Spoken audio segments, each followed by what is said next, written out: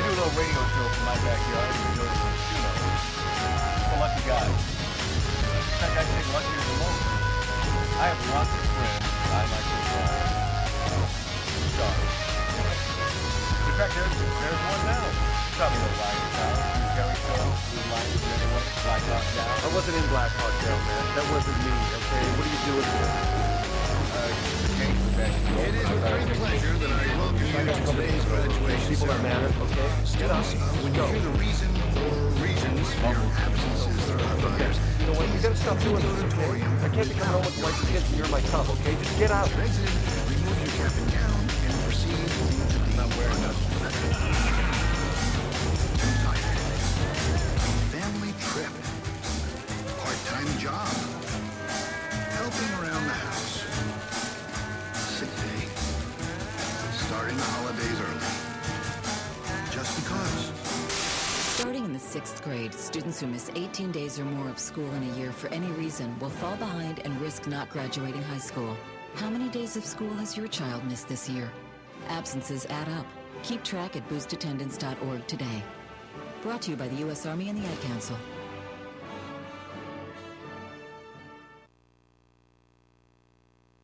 Doohickey, you know, the doohickey that rolls. Hi, this is Meatloaf. Okay, kids, you know what time it is? You know what time it is? It's Outlaw Radio time! The most imitated radio station in the nation. I'm through with standing in line for some fun to begin, but I found a good thing leaving me with a grin. It's time for Outlaw Radio to begin. Tell me what you want. You have the great Billy Gibbons here? Yeah. It's very cool. He just passed out. Yeah. Hey, that didn't sound too bad. Huh? Had to lighten them up loud. Oh, man. We're here with Matt. Oh, yeah. Had to lighten them loud. Oh, little Outlaw Radio. We're here with Matt. And he's not fat. We got all his guys and girls in the house. Let me tell you, that's where it's at. And that's, ladies and gentlemen, Matt Allen. Pass me a gallon.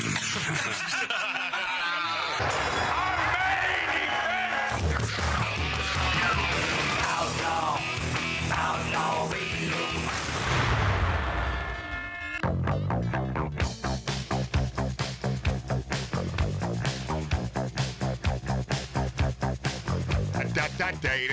Yay. Oh, man. You know, it's I mean, it should be a breeze performing a radio show, but then because I have no chief engineer, I am the chief engineer, I have to set up the stream, and sometimes the coordinates, they don't really work. And so for the last hour, here I am sweating like a hog, getting us up on Rumble, on YouTube, on X, formerly Twitter. You know, I miss the old days when it was just simply radio, terrestrial radio, which I still believe is king, my friends. Big bands are definitely coming back. Yeah, well, yeah. I mean, I wish, Mart. I know, Dad always said that. Yeah. Big bands are coming back. Well, George Carlin said that. Hey, by the way, Mart, they have come back over and over again with the Stray Cats, the dude who started his own big band feel years ago. Yeah. He's a dude out of Long Island, Lori. You know that I know guy? the Stray Cats, yeah. Yeah, I know them Stray Cats. That's Yeah, we Stray like Cats. them. Yeah, we like them Stray Cats. That's Lori Downey Jr., widow of Morton Downey Jr. That's her claim to fame. Well, it's really she has more. Hi, Lori. She has many more than that. She's got a little movie called Monsters. Yeah, a little. Well, that was a TV show. With, TV show? with Whatever. with Robert Dabney. Dabney. You know. Before I forget, because I may What the heck is happening here? I may forget this, but Lori Downey Jr., who is the widow of Morton Downey Jr., would he be 100 years old yet? Almost. He would be 92. Oh, is that it? Let me think. You know, I'm telling He'd you. be 91. Oh, is that right? Yeah, he'd be 91. Are you sure? Are you just Yeah. making him younger so No, you no, appear no. younger? No. What? Well, I am young. younger? I'm younger than you. well, yes, by See?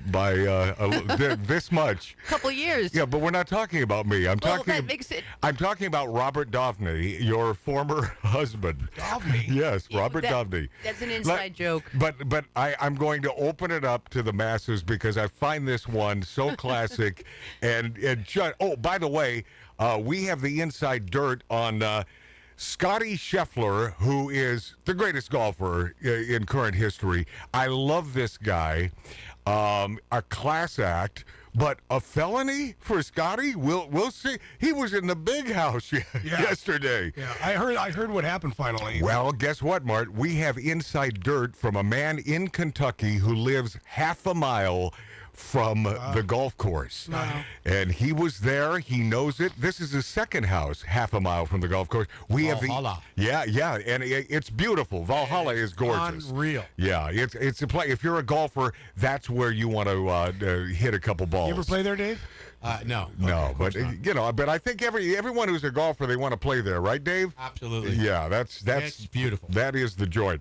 So we have this special. It's our own very special spy from Kentucky on the show today, and I'll get into mandating the cops to wear cameras. My brother Martin and I were watching a bunch of this crap. What do you call it? I mean, Body cam. Yeah, all these Body cam. Look at what I know. Yeah, well, Look at what I know. Hey, by Look the at way, me. by the way, Body cam. I'm on Mark C.G. Boyer's side today because without him, I would not have the stream would not exist Well, that's today unfortunate. on YouTube, on Rumble, on X, formerly Twitter, at you. and you have to punch it in exactly. Magic Matt's Outlaw Radio. Matt, you can be on his side all you want, but he's still the most annoying person on the planet. Not to me today, boy. It's going to take a lot for him to piss me off. And by the way, he usually succeeds. Yes.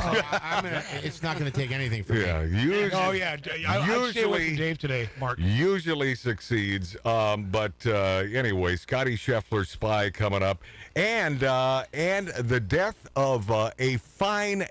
I say a fine actor, Lori knows who we're talking but his characters were not that far off from who he is. So was he really a great actor, or was he just simply playing himself? I'm not going to get No, into it's good that Lori's here, though. Yeah, oh yeah, That's all I'm no, gonna say it's for the- classic. It's perfect. Oh, yeah. It's perfect timing because Lori Downey Jr. dated this man while Lori and I were an item. You know why? Because Lori Downey Jr. and, as I understand it, some others from Long Island are two-timers. No, that's not true. Well, we will get into that we will story. get into it. Yeah. I don't believe that either. My friend Rick is the most loyal guy when he's in a Yeah. relationship. We are. Okay. Yeah. Now here's the deal on Robert Downey. Lori, who was married to Morton Downey Jr., the famed television host for how long were you married? 13 years. Okay. And it seemed like 13, though, didn't it? And No, it didn't. No. I wish but- I had more. But he included you in all of his projects, and because he had a 32-year-old his junior, a 31. hot piece of Broadway star ass. He didn't include me. I earned my spot there.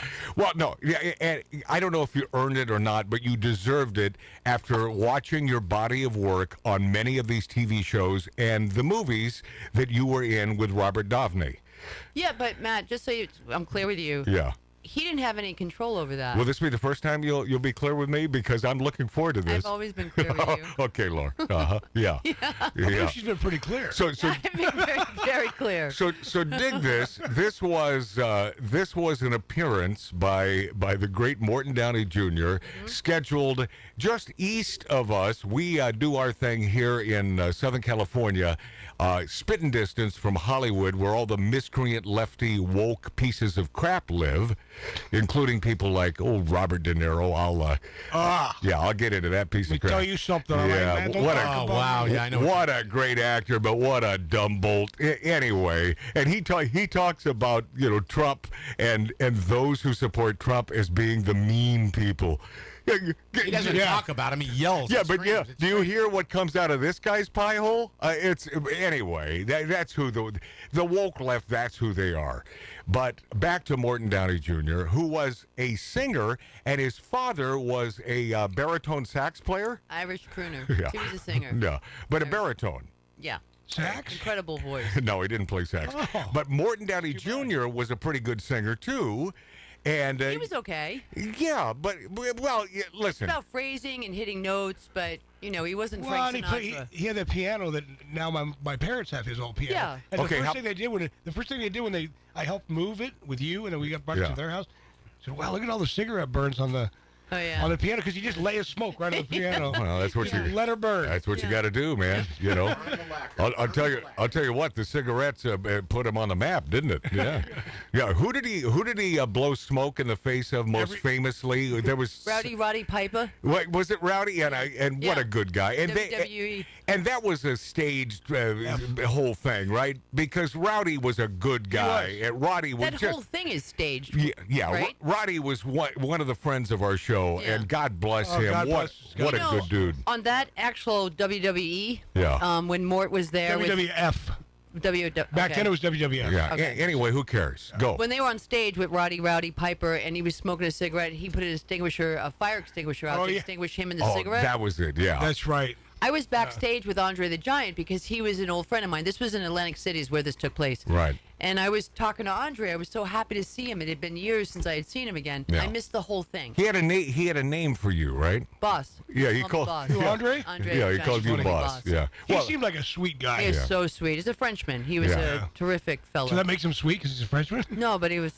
People don't know that. Yeah. I mean, they don't know that he's a Frenchman. No, he seemed like a swell dude. But I missed that whole bit when Roddy Piper extinguished Mort. So you were backstage? I was in so much trouble because I didn't see it. Right. Because he asked me after he came down off the performance, "What'd you think?" And I was like, and I told him the truth. I was actually talking to Andre in the hallway. So hold on a and I second. missed it. When you told the truth, what was the truth? The truth was, I was in the hallway with Andre the Giant. When the talking bit to was him. going on. When the bit was So going you on, didn't yeah. see it? I didn't see it. No, yeah. But then on your show, years later, after Morton had passed away, Right. you introduced me to Rowdy Piper. Yeah. On Outlaw Radio. Yeah. He was So that was such a really good- nice. He was not only was he a great entertainer as a wrestler, he was a pretty good actor. He was in a Not couple bad. good movies. Them. Yeah, I thought Them was a good movie. Yes. I got a kick out of that. It I was agree. very entertaining. But this is a man, and I'm telling you, I wouldn't believe this if I were you, if I weren't there to witness this. This man had a palate for vodka that was beyond the pale of anyone or anything I have ever read or seen in my life about those. You have those onophiles. Those are the folks that love great wine. You have those pedophiles. Oh, No, we don't really? like them. No, yeah, What the hell? yeah, they like young wine. How'd that happen? Yeah, Oh, talking about Biden now? No, yeah. Well, okay. Now be careful. Not really. Hair sniffer. But Sniff, sniff, here, sniff, sniff, down. there. Couple of Sniff, sniff, sniff, sniff, there. all the time I make And I no live in the sense. country so well They- I do.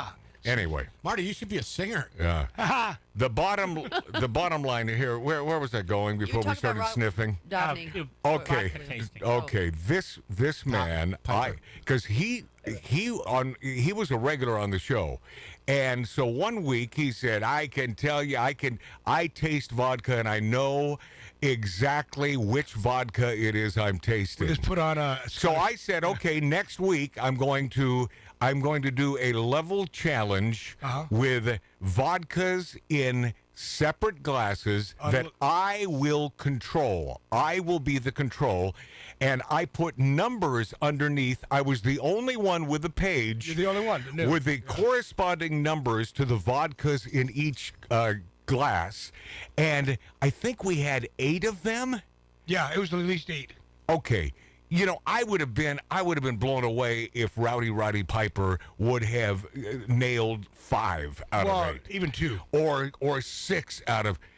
He nailed every single vodka, and if I weren't there, if I weren't the control on this, I would have thought there was cheating involved. Rigged. I'm telling you, it wasn't rigged. Well, you This had the man. paper on a glass table, and he had a mirror. No. Wait, how would that even work? I had the paper Or with maybe me. Robo was giving him signs. Robo didn't know. Nobody knew. Nobody knew that's except me, and it blew my mind. But God bless him. It's weird, man. I was just talking to my friend Rick about about Roddy Piper because he watched a documentary on Roddy. Yeah. And he said that guy seemed like such a wonderful, cool guy. I said, man, I knew He was him. the greatest. Personally, yeah, he was great. He stuck up for me when Robo smashed the door over. By the way, Robo, a big football player who, God rest his soul. a great Wisconsin guy that we lost last year, as a matter of fact. Just a few months ago, man. Yeah, and speaking of Wisconsin, Steve Abbott sent over. He was a big Piper fan. He had mugs and glasses of Rowdy Piper. Yeah, I think that there were quite a few because he was such an affable guy. Yeah.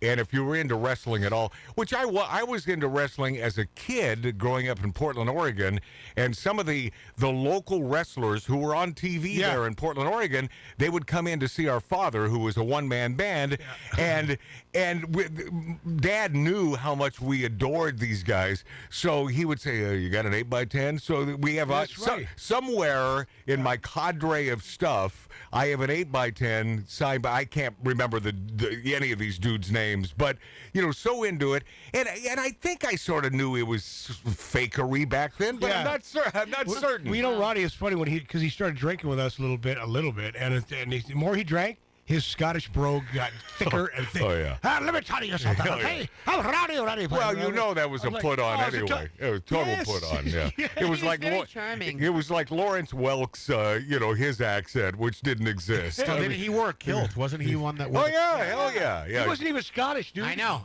No, but what a good guy. Okay, so now back to Robert Dabney. You're right. In a town about 250 miles east of us, southeast is what's the city? It's the other. It's not Las Vegas, but I can never think of the damn Laughlin. Yeah, Laughlin. Okay, named after Don Laughlin, who passed away a couple of years ago at I think 100 years old. The guy was really old. That's a dude I wanted to meet. I mean, that guy knew where the bodies were buried. Oh, yeah. Literally. He might have helped. Yeah, but hell yeah, he was in the gaming industry for most of his life. So Lori Downey Jr. It's not Lori. It's Lori Downey and Morton Downey Jr. Her hubby. They were heading into town for this appearance in. My parents were there also. Okay. So we pull up in the car in Laughlin, Nevada, and you were at this time you were living in Los Angeles, so you took the trip there. Right, we drove over. Right, and you're sort of you're looking forward to this, another appearance in Laughlin. Have you ever been to Laughlin at that point, or is this the first time? No, that was the first time. Okay, and it is a great little quaint little town. It's a fun little town, man. It's awesome. But I had spoken to everybody before we arrived, Yeah. and I was making sure that everything was taken care of before we arrived there. Well, you mean like contractually, right? Because you were doing all his deals. I for took care him. of everything. And by the way, you can't lose if Lori's on your side doing deals because she is a pit bull. A vicious. She's vicious. I mean that in a good way. In so many ways, but she takes. There's always got to be a little dig, passive man. aggressive? She takes complete passive aggressive. What's happening? 100%. Oh yeah, I am the first one to admit it. I'm like sweating and I'm not sweating. Lori's like, what am I doing here? So dig this. So now you're driving into town, and what happens? When you drive into town, you get around the rocks. There's like a little path, and you get around the rocks to this like. Yeah. When you get to the you just see the whole city. Out of nowhere, here comes this city of lights, laying in the middle of the desert, right there on the Colorado River. Yeah, and I was like impressed with it. I was like, look how beautiful these rocks are. Right. I'm like telling my parents, look at this, look at that. That's red, that's orange, that's yellow. Yeah. We come around, right, and there's a banner across the. Like banner? Hold on, Mart. I'll be the one to translate. She's from Long Island. So what Lori is attempting to say is there's a large sign, right? It was a banner going across. It was strung across from side to side. It's a banner. Yeah. Right. You have to drive under it, but you can't help but notice it. It's like, welcome, Morgan Downey Jr. And we kind of just... Morgan Downey Jr. You got a picture? And and we stopped the car right, and just looked at that. And my mother and my father started laughing. And he was like... Was Mort already there at this time? He was in the car. In the car He was in the car with you. I was driving. What did he say? He was like, She was about Oh, to you tell think that's funny, huh? Right. You think that's funny, huh? You know, he wanted to turn around and leave. He goes, nice going, Laura, nice going. He goes, so for the rest of the time I'm here, Morgan Dabney Jr. How did? So they just somebody made a typo and nobody knew. Do you think? That's do you, more than a typo. Yeah. Do you think that it was someone that was maybe not a fan of his? I everybody on that. They were all very sweet. There was none of that. I think that's all it takes is one person, one hater in charge of the banner. Listen, if you've ever been there, everybody that works there is over 70. This is a seniors town, right? And which, by the way, every year we would invade for the Laughlin River Run with 50,000 Harleys. So maybe that's what happened. It was someone who was sort of decrepit. Yeah. I think it was somebody innocent. So did you get it fixed, or did it stay that way the whole? No, we had it taken down.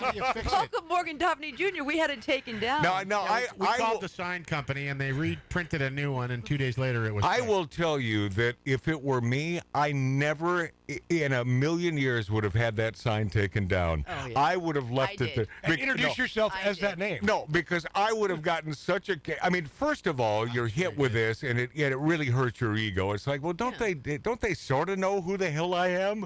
I mean, somebody who's in charge of the sign, and what didn't more than one person sign off on this? Yeah. I mean, what the hell? It was one of those things. I mean, I had it taken down. I don't think.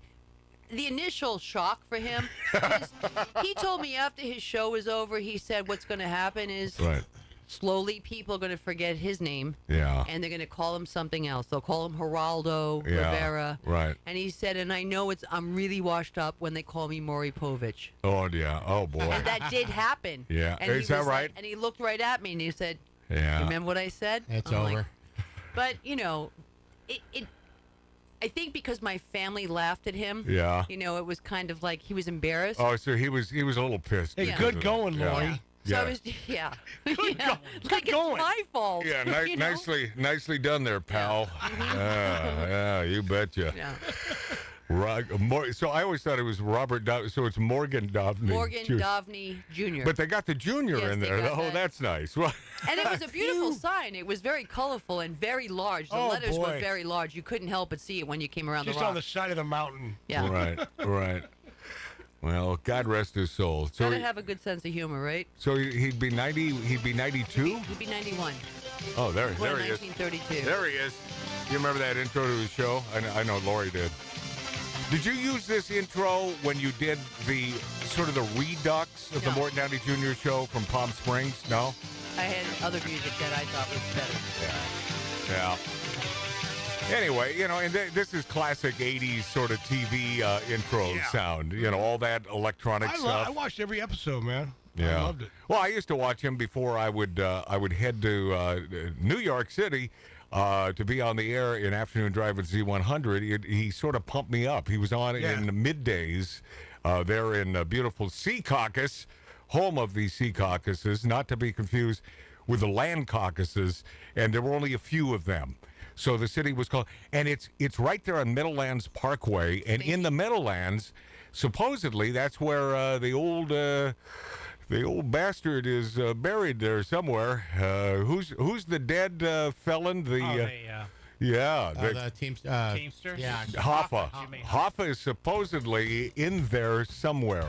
We're going in too early, Dave, so just hold on. Hang in there with me, bud. So last night, I messed up again. You. My clock says my clock. Yeah, okay.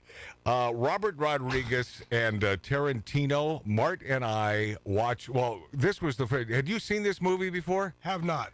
Until last night. It was the first Grindhouse. Oh, yeah. And I will tell you, it's the first time I've ever seen this thing. And Mart said, you may not like this. And I said, yeah, but I sort of love the way they shoot their stuff.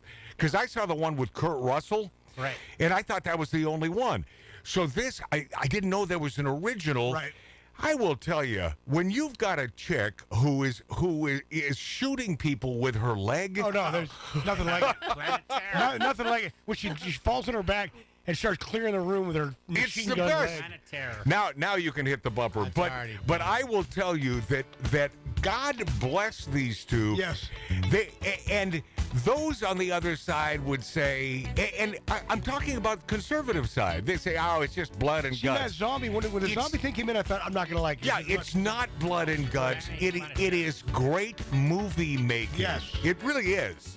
So that Robert Rodriguez, thumbs up. Not that you need it from me. And Quentin Tarantino, the combination of those two, and he's not a good actor, but he doesn't have to be. We have a lot to get to when we return. Phoenix, all ends with beginnings. What keeps the planet spinning? The force from the beginning. Love. We've come too far to give up who we are. So let's raise the bar and our cause to the stars. She's up all night to the sun. I'm up all night to get some. She's up all night for good fun. I'm up all night to get lucky. We're up all night to the sun. We're up all night to get some. We're up all night for good fun. We're up all night to get lucky. We're up all night to get lucky. We're up all night to get lucky. We're up all night to get lucky. We're up all night to get lucky.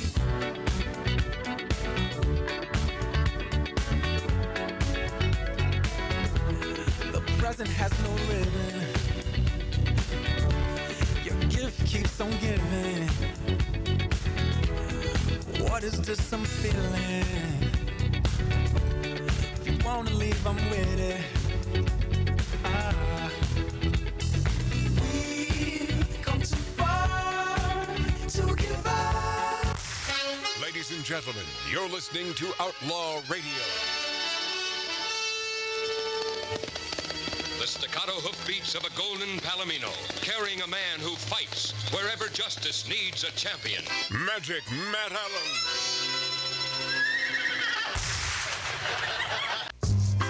Yeah, our dude from Kentucky with the inside dirt on Scottie Scheffler coming up in minutes on Magic Matt's Outlaw Radio on YouTube, on Rumble, on X, formerly Twitter, and the finest radio stations throughout the nation. I do appreciate you being there with us. Where are you? Oh, you're there. I see you there. D. Lori Downey Jr. is with us. Lori Downey, of course, the remaining Downeys. Well, there are some daughters out there, right? And you are a grandmother. I can barely hear myself with that music so loud. You were a grandmother way before your time, right? Grandma Laura. Grandma Laura. I was in my 20s. Because Morton was a busy man. He has how many daughters? Well, he has 4 daughters altogether. I think Dave likes to get yelled at. Yeah, I know. He turned it up louder, I think. Yeah. I didn't. It just sounds that way. I just like yelling. Yeah. I know you do. So Morton Downey Jr., God rest his soul. When is his birth? I should know that because you posted on Facebook, but I never go to Lori's Facebook page. It's just a thing. Because you're blocked. No, it's What is it, Matt? No, but I almost unfriended Lori about 2 months ago. Why? Yeah, I've been meaning to talk to you about this. Oh, here we go. Okay. Yeah. Tell me. Okay.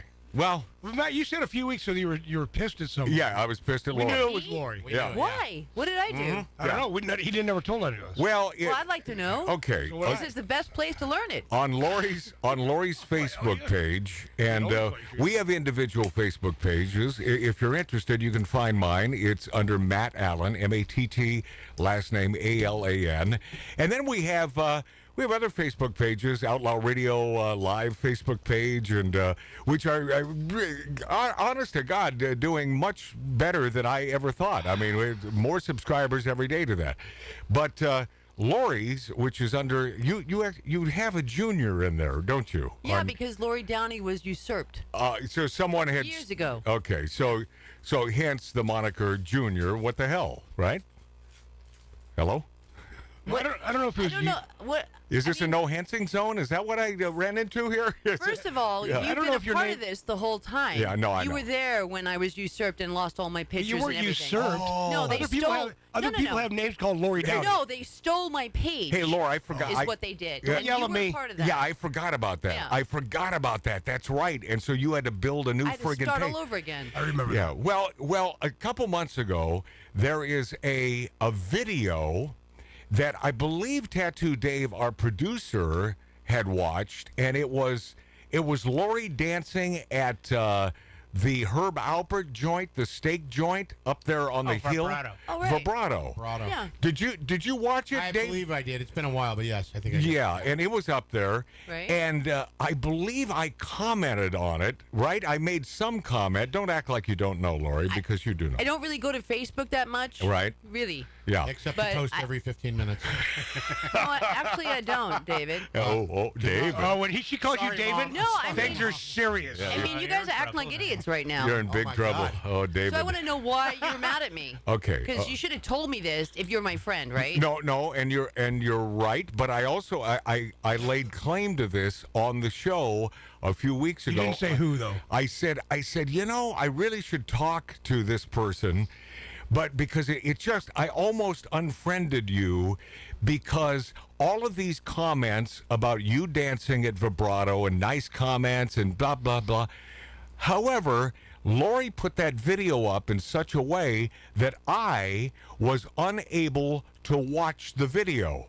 So I have you, no idea why you Oh, can't see it. see, Laura, Honest to God. I got on my daughter's life, on my mother's life, on my dog's life. I have no idea why you can't watch it. I Okay. didn't do She anything. brought in Primrose. So yeah, she's telling the truth. fact that she mentioned I the didn't do doggy. anything. Yeah. Well, Matt, it's the same kind of thing. And look, I didn't accuse her. But you know that you can input those who are allowed to see the video. I didn't Matt, do you're any of being that. you're being paranoid, and I'll tell you why. Wonder Hussy. Wonder No, Hussy. wait a When I did a video with her outside, I had audio. By the way, we love Wonder Hussy. She is the YouTube phenom. Yes. And she's here. In fact, she was here last week on the show. So I was doing a video of her, just her and I and Billy outside, and she was doing a little dance and singing and whatever. Right. And I posted on it. She goes, "Yeah, feel free to post on Instagram." Audio was gone. And then she but- tried to post it, gone. Audio's gone. But it worked on my side. Yeah, but audio, because it was music that was copyrighted, so they that's probably they'll why. eliminate that. Well, I don't believe that. I knew that other folks on Lori's Facebook page watched the video because of the comments. I only acted as though I watched the video and made a comment, but I was unable to see the video. That's your device, not anything I did. I just put it up there. Did I even put it up there? I didn't take Well, that. he's got computers and phones from the 1920s. My girlfriend took that video. There were 3 of us there. Right. My 2 girlfriends Karen. and myself. Yeah. Yeah, Karen and I were dancing because she Karen. always dances with me. Right. And I told you about it. I even told you when we were going up there. Or I don't know. whatever. Are we speaking of the same video? Because I think there were a couple We were dancing dancing, videos. da-da-da. Yeah. Right? Yeah. I saw it. The recent one. But I didn't see it on Facebook. Where did I see it? Oh, you. And P.S. I am the last person to be paranoid about anything. That must tell you how much I care for Lori Downey Jr.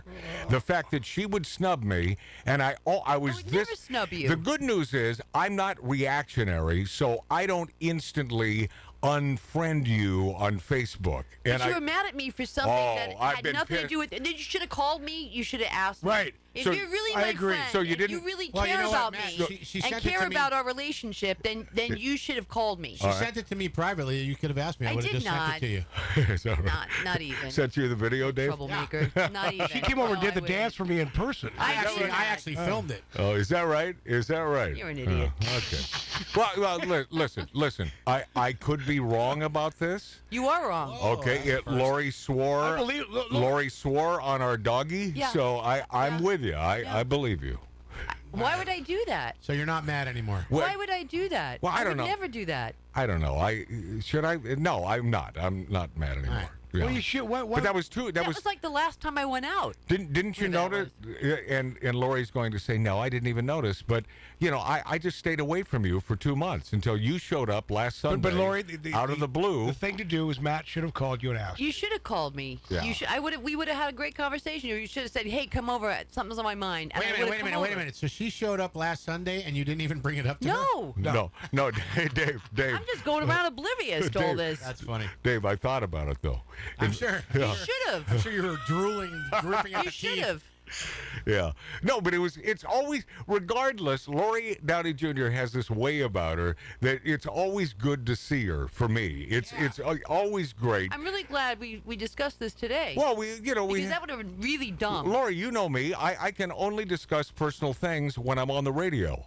How ridiculous is that? But you should have. These are the only I would have come over. These are the It's only true, though, times. Matt and I don't even talk to each other during the week. No, but I can let it out on the radio, on the show. That's why he builds it up and then nails me on the show. It's like, dude, please, throughout the week. This is what I'm most comfortable. I was here on Mother's Day. Yeah. I'm here on Mother. We were sitting in the backyard. You had all that time. I wasn't like in a hurry. I gotta go. It's Mother's Day. Yeah. I wasn't doing. That's right. You should have told me. Well, no. Have we not nipped this in the bud? Finally, God. It's only taken 2 months. That's ridiculous. Okay. The funny thing is that we all knew when you were mad at somebody, we knew who it was. Yeah, of You course. knew it was me? Yes. Yeah. You did? Yeah, of course. Yeah. Well, the way he These two. cryptic. He doesn't really get mad at anybody else. It's true. That is. Freaking Dave. That's Well, funny, if this Dave. happens again and he doesn't tell me, I'll can call one ya. of you? I'll Yeah, call ya. please. Dave, Matt's mad at you for something. Give him a call. That's funny, Dave. Which leads me, and you're going to find this interesting. By the way, Scottie Scheffler and what really went down. We have our spy in Kentucky who will be with us in a few minutes. But this is a great Lori Downey Jr. story. Oh yeah. And I thought of this last night. Well, my brother Martin and I were watching these, the cops and their cameras and all that. And I got to tell you something. Mandating the cops to wear cameras has really screwed things up for law enforcement, in my opinion. And you're thinking, well, how can that be? Now everything is out and you can see everything that went on. Some of these perps, because they're all over YouTube and all over Rumble, I mean, you can watch a myriad of these arrests. But some of these damn perps deserve to have the crap kicked out of them. Maybe a little kick in the head. They do. They can't. They deserve to get the ass kicked out of them. Disrespecting the hell out of them. And so now the cops, they have to mind their P's and Q's. Yes, sir. And they're handcuffed. Yeah. They're handcuffed from doing their jobs. And part of their job is kicking the ass of some a-hole perp. Yeah. And it's true. And that guy in that one video, Matt, kicked the cop when he was laying on the ground. Kicked him in the leg. Right. It's like, what? Yeah, and all the females who are, they're pulled over for possible DUI. They're always flirting with the cops. Yeah. Every one of the females are batting their eyelashes until they bring the female cops over. Right. Because the female, the female cops, man, they don't put up with any of this crap. Yeah. Well, women are the worst enemies. I mean, females and females, hate each other. Especially a female with power. It's like, oh, screw that bitch. Yeah. I mean, that's what the cops thinking. But and P.S. the DUI tests are effing ridiculous. Yes. They are ridiculous. They truly are. I can't even perform that successfully sober. Matt, there was one of those videos where they were performing that with a lady, and she goes, no, let's do a pot of beret. Pot of beret. And I was still just like, you're making fun of it. I remember the great video with the dude that did the pot of beret. And that was the best of all time. Yeah, and then she still arrested him. But that was a bit. That was a bit. Yeah, of course. But these. So, the other thing females always do is, you're hurting me, and then they'll scream, and they're like, but everyone, they're too tight, Can you loosen these up after I just spit in your face? Yeah, right. Yeah, they can't behave. But here's the deal: they all get nailed for DUI, except one person. And her name is Lori Downey, sitting with us here in the Lighten Up Lounge, this 1876 Virginia City, Nevada style bar. And you can see this lovely blondie on YouTube, on Rumble, on X, formerly Twitter. If you punch in Magic Matt's Outlaw Radio, we're minding our own business, drinking all day long, All day. and we're at a little joint on Hollywood Boulevard. And it's The about cock and the hen? Yeah. What is that called? The something I can't remember. Yeah. But it's a great bastion of old classic Hollywood. Really good joint. Cat and the Fiddle. It was the Cat and the Fiddle. Cat and the Fiddle. Yeah. It was.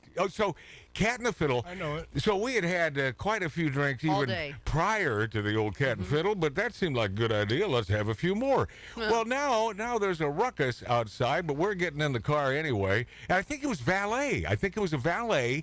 And so Lori hops in. Boom.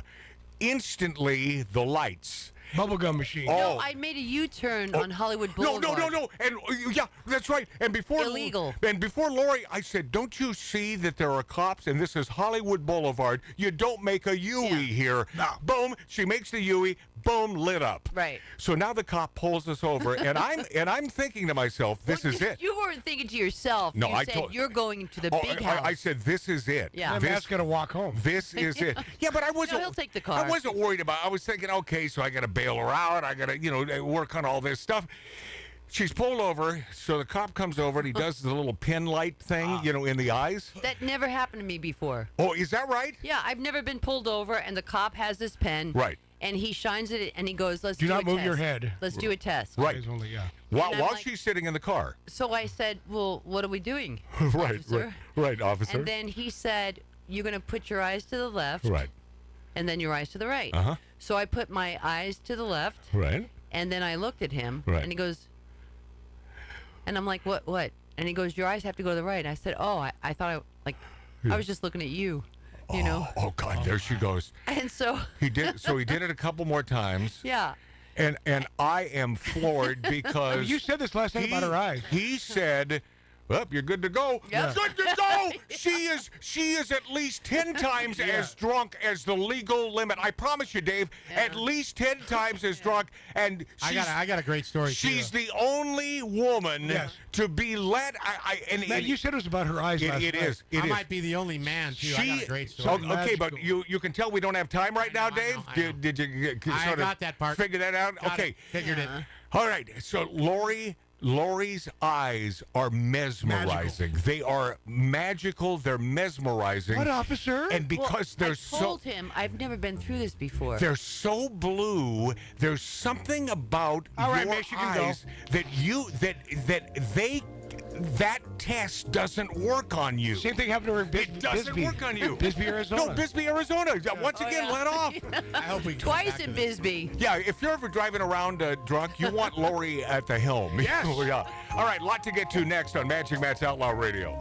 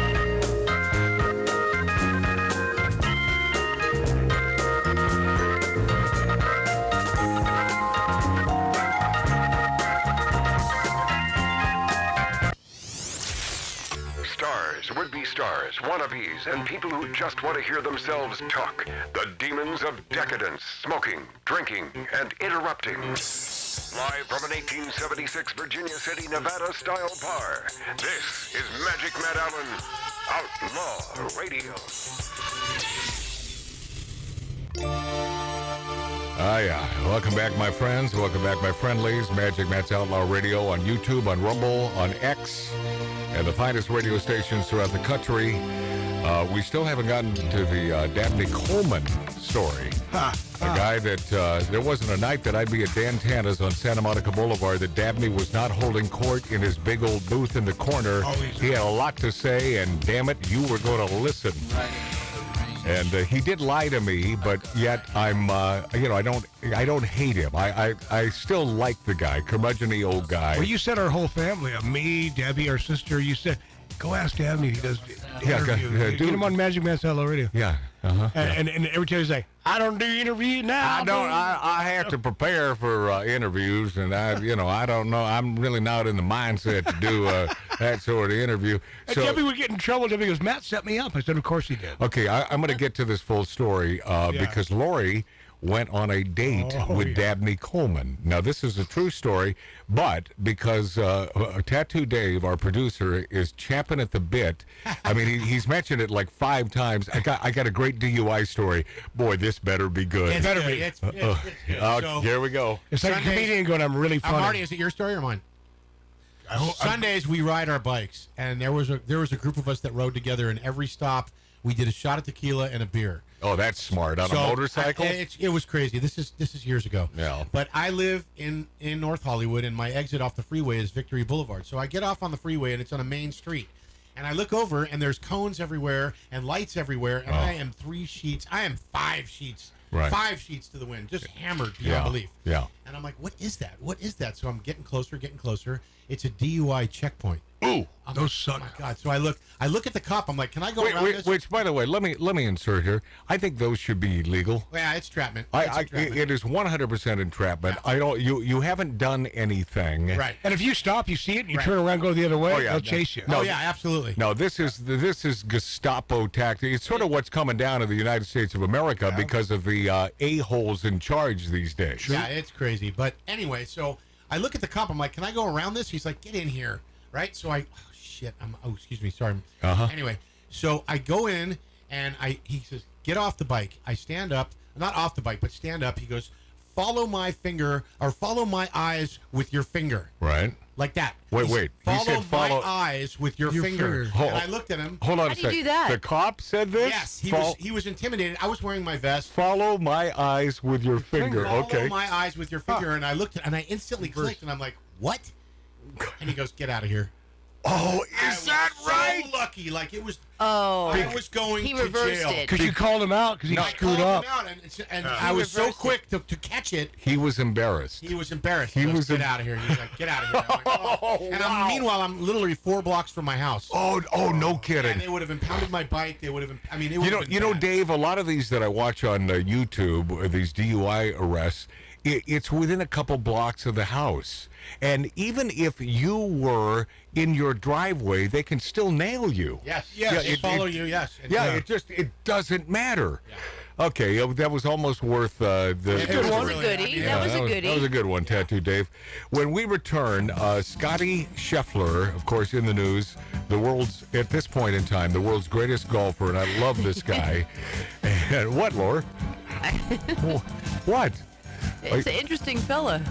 What, Scottie Scheffler? Yeah, under all that pressure, he did so well. Oh, yeah. I don't even know. Impressive. Yeah. He's like you. Not today, though. Yeah. Today he started sucking.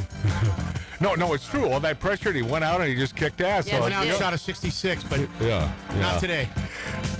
Okay, not today. Good, Dave. I'm glad we cleared that up. So it's not today, Matt. Not today. But when we return, we have a spy from Kentucky who lives half a mile from where this came down, and we'll tell you all about it on Outlaw Radio.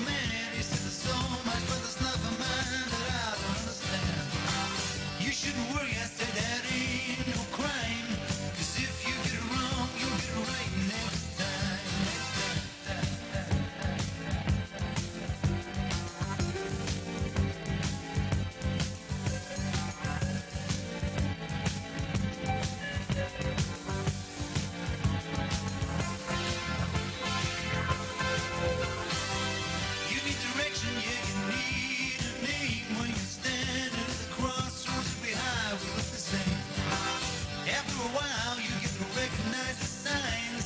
So if you get it wrong, you get it right next time. Next time.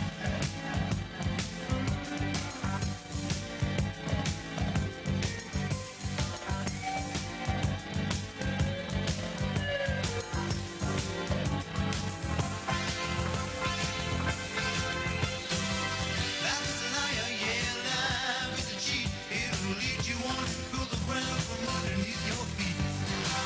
No use complaining, don't you worry, don't you whine. 'Cause if you get it wrong, you get it right next time. Next time.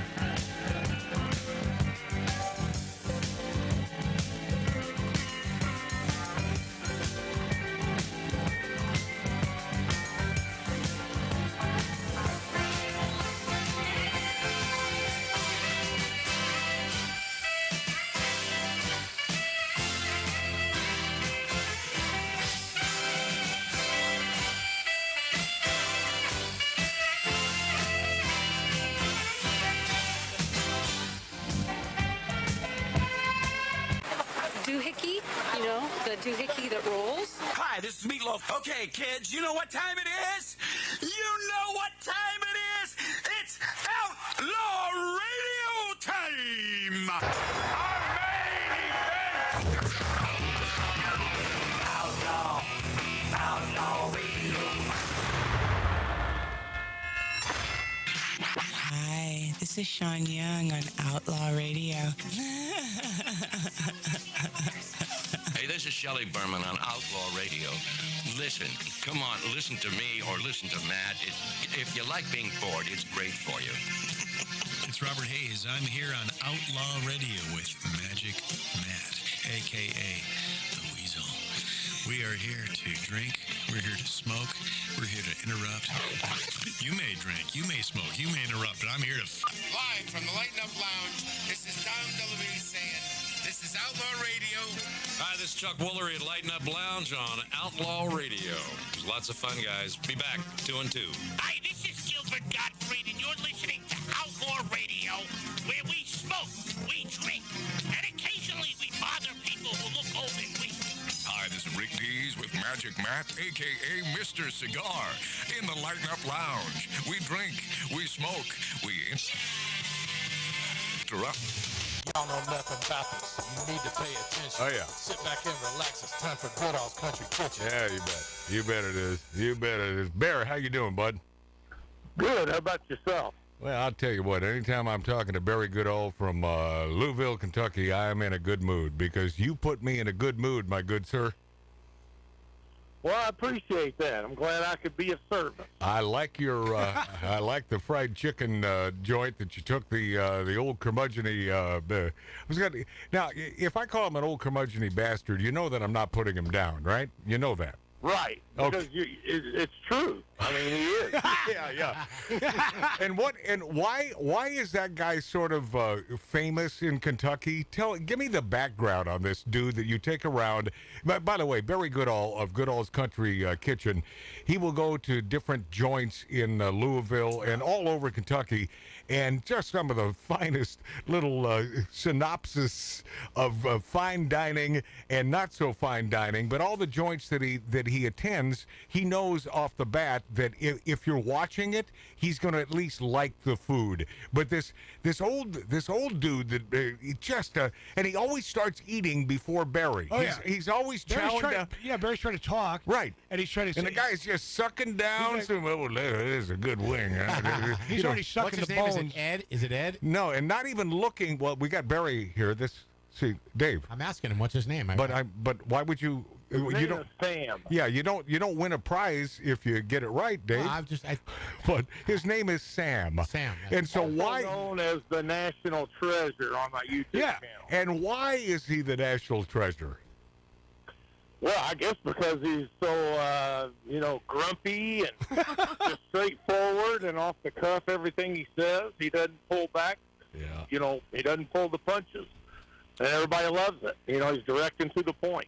Well, whether you like it or not. I appreciate the guy a lot, and how do you know him? Is it your childhood? I mean, did you gamble together? Yeah. That's basically it. You know, I was involved in gambling in my past life, and Sam is an old-time bookmaker, gangster. Oh, is that right? And nice. that's how we. That's how you roll. How we became friends, and then eventually, I became friends with his son, Kirk, and he and I ended up playing college football together at University of Evansville. I could see Barry playing football. He's a big fella. Oh, hell yeah. Yeah. How tall are you, Barry? 6'1". Yeah, I'm 6'1". Yeah, well, we could date. I mean, if I were homosexual, and I'm not. Yeah. Yeah. Well, you are. You know, Matt, one thing I noticed with Barry the last few episodes. Why are you talking over Barry, Mart? Just let it breathe. Barry, what were you saying? I just said you are a fine-looking man. You see if that? I had to go that way, I'd settle for you. Oh, wow. You'd be settling. I love the fact that he'd settle. I just love that. Yeah. Okay. Well, I'll tell you what. I like the National Treasure, and I love what you do because I usually watch your videos while I'm hungry, and I am a fried chicken connoisseur. So when you show that up close and personal of the most incredible looking fried chicken, I want to bite it. I want to taste it. Juice is running down. And I'm telling you, Barry, God willing, there will be a time not too long in the future that you and I are going to sit down. We're going to have some fried stinking chicken, and we're going to have a big old hot brown, man. There you go. So y'all don't get any fried chicken out there in California? It's it's sort of hit and miss. There's a place, I don't know if you know it, but it's KFC. Yeah, you have that one. Popeyes. They're only good for coleslaw. Downhill. Yeah. Oh yeah. I mean, this joint he went to that we watched on YouTube last night. I think it was there since the 1800s. Yeah, is that about right? Was that one the Chicken House? Yeah, whatever the hell it was. It was Indiana? That's one with the curmudgeon with me, right? Yes. Yeah. And his son, that's the Chicken House.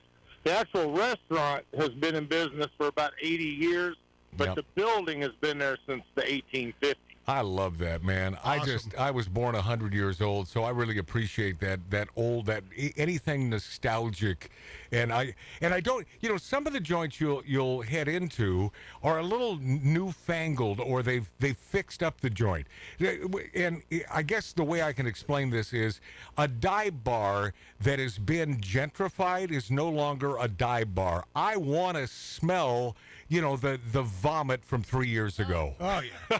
Right. Now, that one place I went to, the Melwood Tavern, that is the longest operating tavern, I think, in the state of Kentucky. Wow. And that goes back to the 1880s, and that's another one of my top 5 fried chicken joints. That was the hippie joint that I went to. Oh, yes. Oh, yeah. He did the hippie dance. Yeah, he said, but that's a case of gentrifying the interior. I didn't dig. Oh, they just fixed the upstairs up. The downstairs original bar room, it's still as old as Methuselah. Matt, what song did he sing? And you said, he's not too bad of a singer. The hippie, the 60s song. Oh, yeah. What were you singing, Barry? Yeah, it would come together now. Oh, yeah. Everybody. The birds are come together right now. I can't remember who sings it, but I'll tell you what. Everybody get together, something like that. I'll tell you what, Barry, right after... One of the hippie anthems of the 60s. But after you sang that, I looked at my brother and I said, that was not too bad. I said, no, not at all. That was not too bad, Barry. Some tone there, man. I think it's called Get Together now. Yeah. I'm not sure. Young Bloods. Or Come Together now. Come Together. Young Bloods or the whatever. Who cares? Here's what I care about.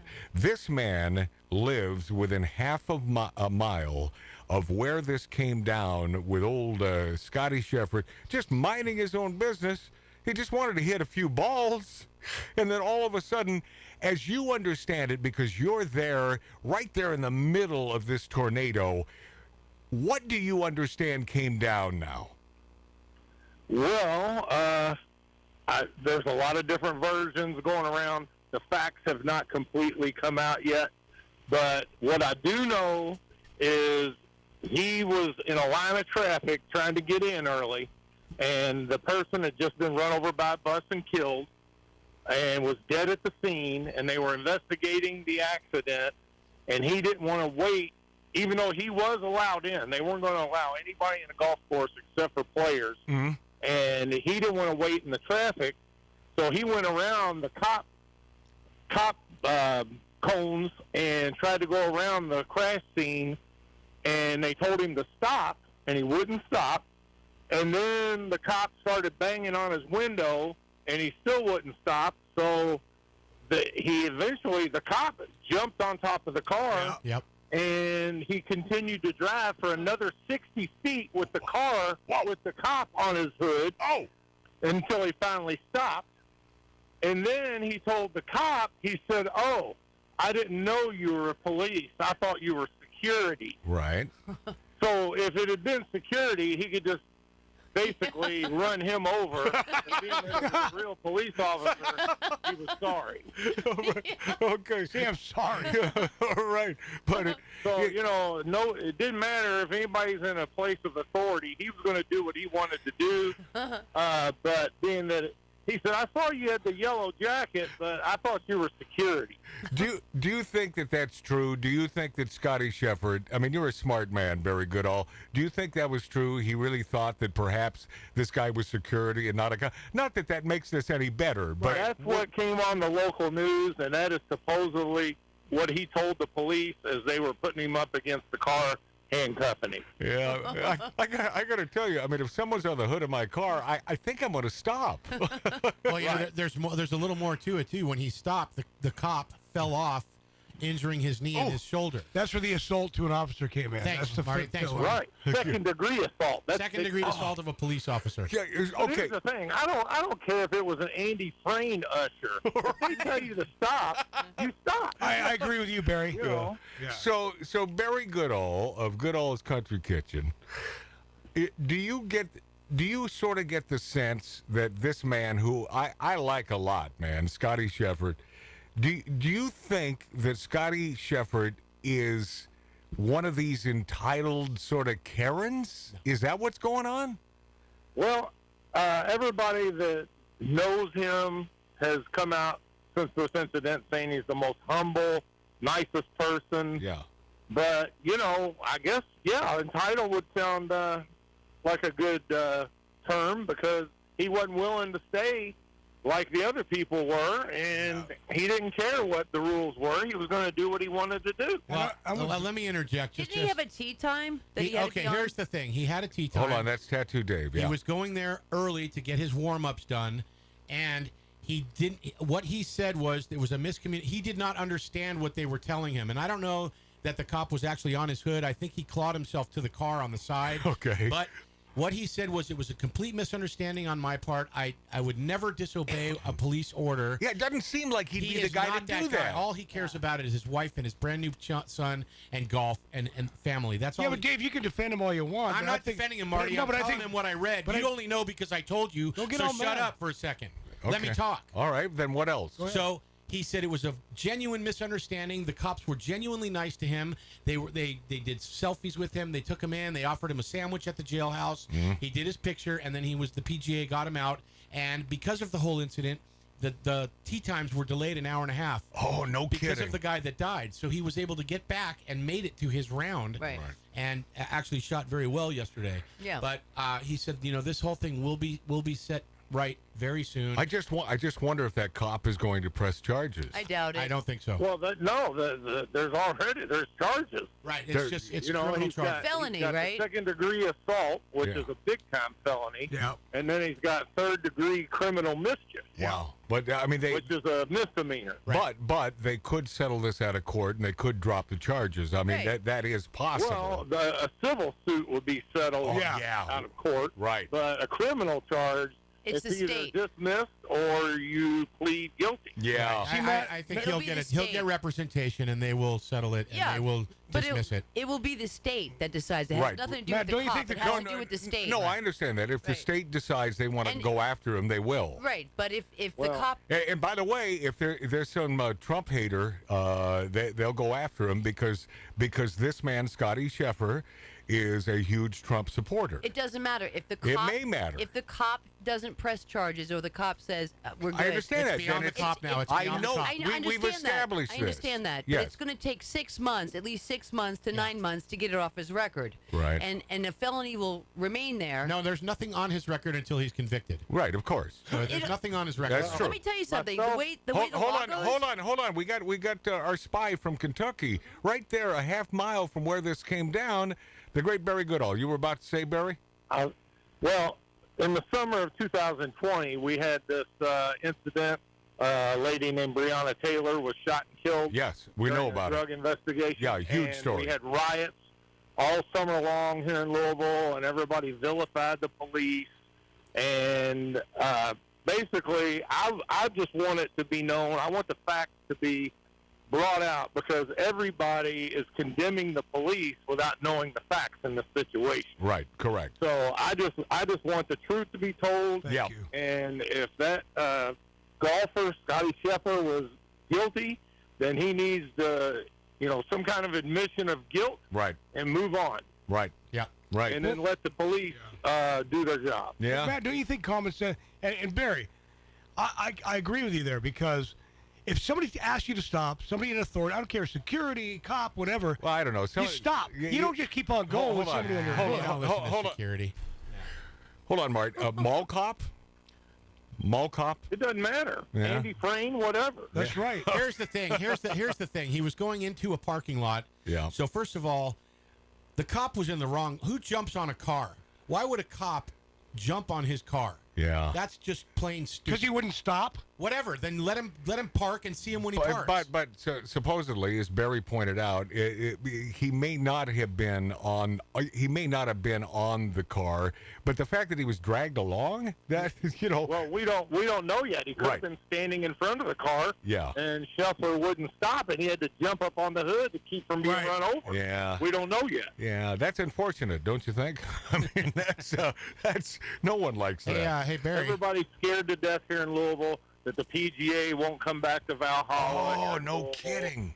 Yeah, I mean, they're already executing these cops without knowing any facts. Yeah, although I'll tell you what, Scottie Scheffler is the one guy that is not executing. He has been completely honest and saying they were great, and he was very apologetic, and they were doing their jobs, and he felt for them, and he was not at Why all. wouldn't he do that, Dave? Because he's kissing their ass right stop now. it, Marty. No, you're right, Mart. He has to do that, but P.S. I think that maybe that is who Scottie Scheffler is. Yes. I think he is that guy, and I think that he'll take his medicine. I believe he'll take his medicine. I don't think he's going to try to wriggle out of this thing if indeed, he sort of frames this as just a confusing ordeal. Misunderstanding. Yeah, complete. That's what he said. Complete misunderstanding. But I'm digging Barry Goodall because his support of the police, as I think all of us on this show. God bless, man. Yeah, God bless the police. They have one tough putt these days because they are handcuffed, man. Yeah. Hey, Barry. To do their gig. Yeah. Barry, not to be facetious, but does it bring back any memories? What? Well, I have had a few brushes with the law in my younger days. No, I'm talking about the bus incident. Yeah, but... on that part of it.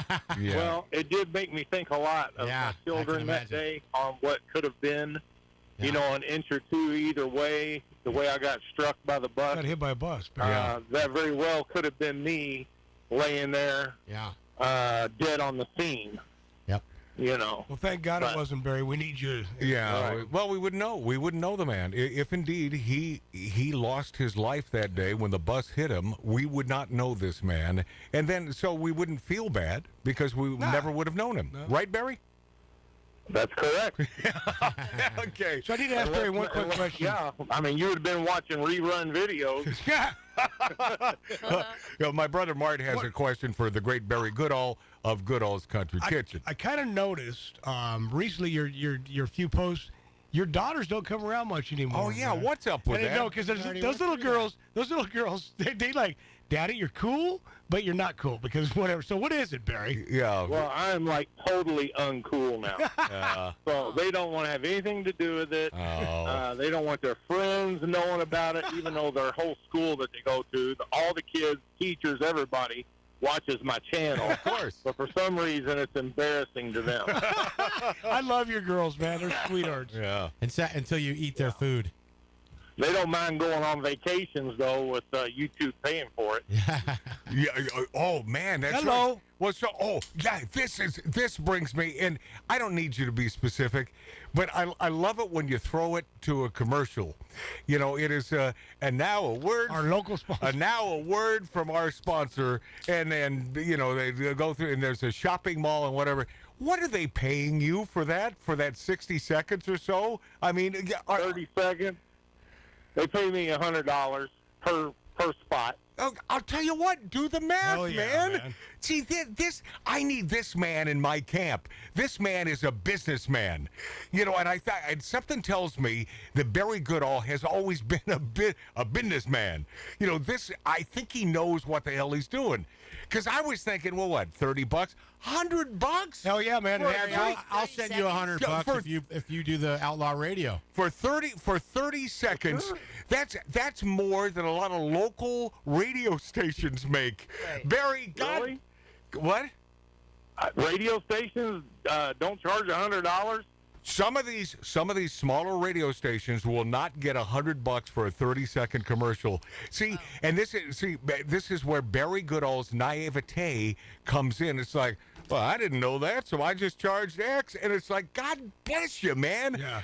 I love success, and I certainly love success when it happens to good people like Barry Goodall of Goodall's Country Kitchen. I love this man. I am a huge fan. You know that.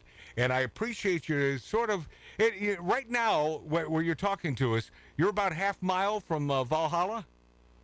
No, actually, I'm in downtown Louisville having a cold brew, getting ready for the Heart concert that's going to be going on. Oh, nice. Wow. Really? You mean my... And Cheap Trick is the opener. I'm really Cheap Trick and Heart? Okay.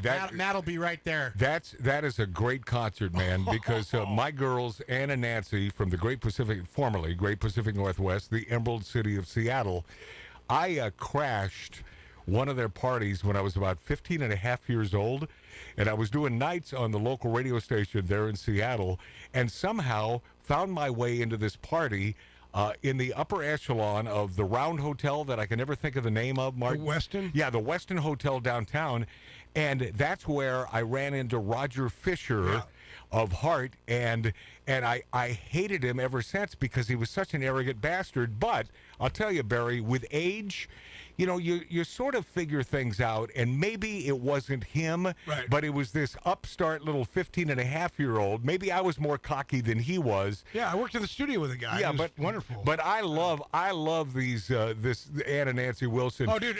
By the way, Ann Wilson's got one of the most beautiful voices phenomenal on the planet, and Nancy is one hell of a guitar player.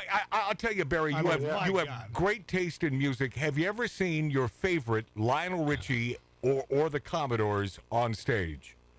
No. Nope. By the time I was of age, Lionel Richie was already departed from the Commodores. Yeah. That was about the time I started going to concerts was when he left. And by the way, Cheap Trick. Yeah, Cheap Trick. That Lionel Richie is like the Chopin of our time. That man writes hit songs like no one else. And man, I wish I was at that concert tonight with old Barry Goodall. God, I mean, just to say that. You know what's funny is I have an extra ticket. It's too bad you're not here because one of my twin daughters decided she didn't want to go. Oh. So we've actually got an extra seat to put our beers and concession food on. Nice. Yeah, but when you are consuming alcohol, it's usually beer. You're usually a beer guy, Barry. Yeah. Yeah. What's your beer of choice? Well, Miller Lite. Natty, what's it called? Natty Ice. Natural You ever ice, had man. that? Natty ice. Natural light or ice. The natty ice version. Yeah. But when I'm in town and you and I are hitting some dive bars and we have a designated driver, because I'm not a beer guy, I never found that taste. It just never worked for me. Would you? I mean, you're there in Kentucky, for God's sakes. Would you not engorge yourself with a bourbon or two with old Magic Matt here? Yeah, absolutely. All right, I love that. I mean, it's not my preference, but, I could choke one down. Okay. Yeah, Barry, we've learned a lot about him in the last few minutes. The fact that, he was a drug dealer. No, he was not a drug dealer, but he was a gambler, and you made some bucks, right, when it came to gambling. That is correct. Wow, that's so awesome. But that's how I bought my first two pizza places with proceeds. Is that from, right? Ill-gotten gains. Is that right, man? That is correct. I love that. And you let those I was a restaurant owner by the time I was 22. This man is a self-made man. His name is Barry Goodall. I invite you to watch him on YouTube. Barry Goodall and his Country Kitchen. It is entertaining beyond belief.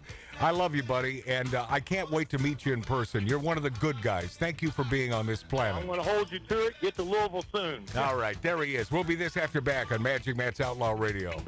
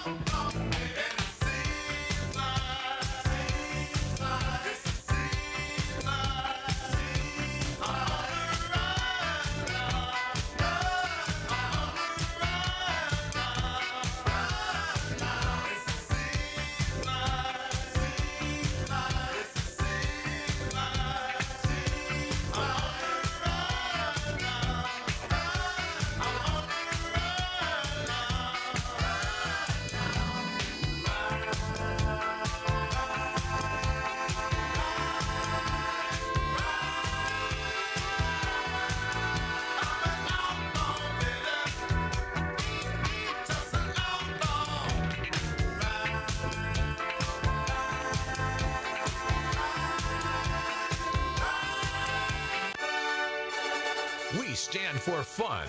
We stand for great cigars.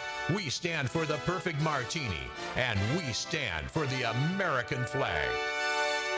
We are Outlaw Radio with Magic Matt Allen. Yeah, look at that little troublemaker, that little blondie from Long Island, Lori Downey, formerly wed to Morton Downey Jr. She couldn't be wed to him anymore because he's dead and he's a goner. Well, you know he's a goner. Never gone. Never gone. Can't help but sing this because it's so loud. Down the whole line. Look, Robbie Robertson, that's a goner, man. We lost him about a year and a half ago. Yeah.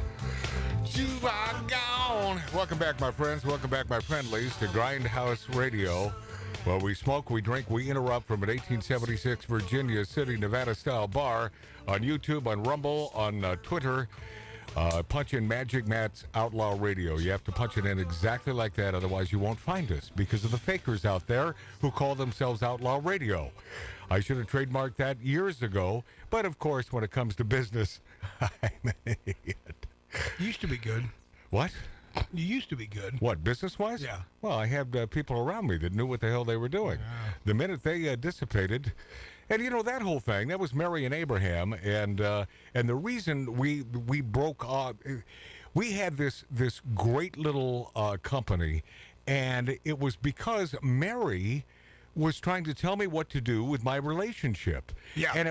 She was in love with you. And it had nothing to do. It had nothing to do with right or wrong. And I told her that. And I said, "You may be right about this gal. You may be right. But the problem is you can't tell someone who is in a relationship that this person is bad for them because they're not going to listen." And I told her that. I said, "You may be right."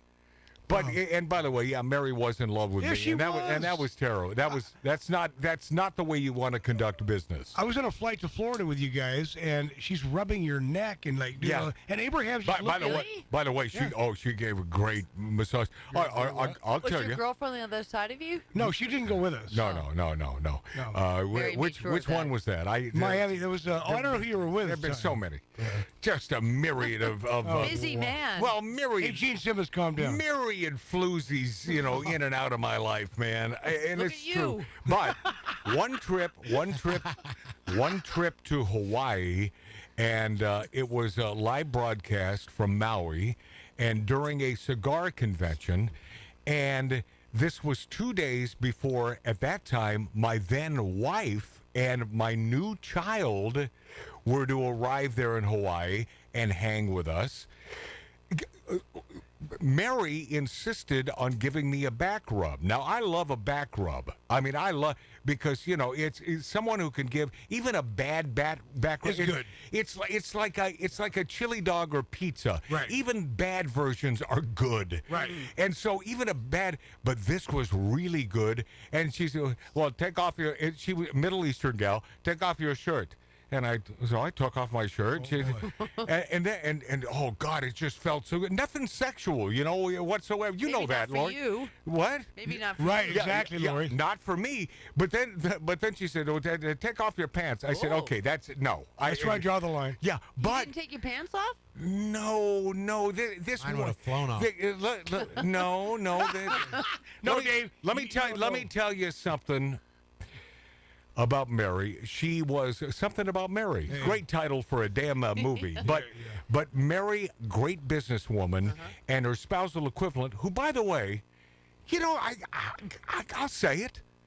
They never did it. No.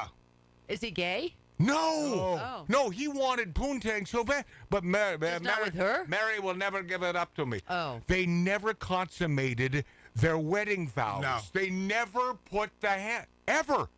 How do you know?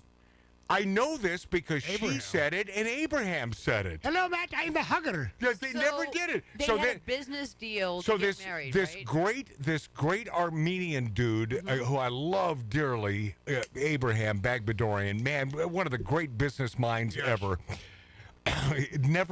They never consummate. So it was a weird thing. No, weird. Because he's not gay in the least. No. But so they didn't want to be with each other. he wanted to be with her, but she's weird and the biggest toenails you've ever seen on a woman. Ew. Oh, Huge. yeah, just massive. Huge. Massive nails. Like yellow, ugly, big toenails. Why would she cut them? I don't know. I don't know, But man. God, She's waiting for Matt to come. They helped her stand up. They got to be in their 80s now, and I hope they're still alive. I mean, You were going to reach out to them at one point. I tried. I tried Oh, you with did? I tried with Abraham on his Facebook Yeah. and nothing. And I don't. I think it's because he doesn't look at it. I think he would reach out. I think they live in Palm Springs now. That's the last I heard. But that broke up. That broke up, and we were making tons of money, man. You get all the sponsors. But you know what? Once again, what have I said about females in your life? They will screw you over even when they're not even trying. Did she screw you over? No. What I'm saying is my girlfriend at the time, all I had to do is say, Mary, you're right. And she wanted me to get back together with my wife. And I said, well, that ain't going to happen. Oh. I said, that ain't going to happen. Ever. Yeah. So she wasn't a big fan of this gal who now I think lives in New Orleans, Louisiana. Oh, I know who you're talking about. Yeah, God bless her, I guess, sort God of. rest her soul. Except I heard some crap that she said about me afterwards. So screw her too. Yeah. Yeah. I have no time for liars. I've never had. I don't give liars any credence whatsoever. Are we talking about the one with the fake pregnancy? Yeah. She pulled that one on me too. Who reached out to me? Man, I've been. Wanted to when? to me. Recently? Like a couple of years ago. Oh, yeah? And wanted to talk to me about what? About what? About me? What the hell? Well, about me. I mean, that's the one denominator. Wow, I haven't spoken to you in 20 years, and here you are. Yeah, but now that we're not quote unquote together, now it's time. It was immediate. Now, it was that fast. Now it's time to dish the dirt. And by the way, I never wrote anything publicly anywhere. So there was some inside somebody like getting in her head. My sister? She wanted to get to me right away. Oh yeah.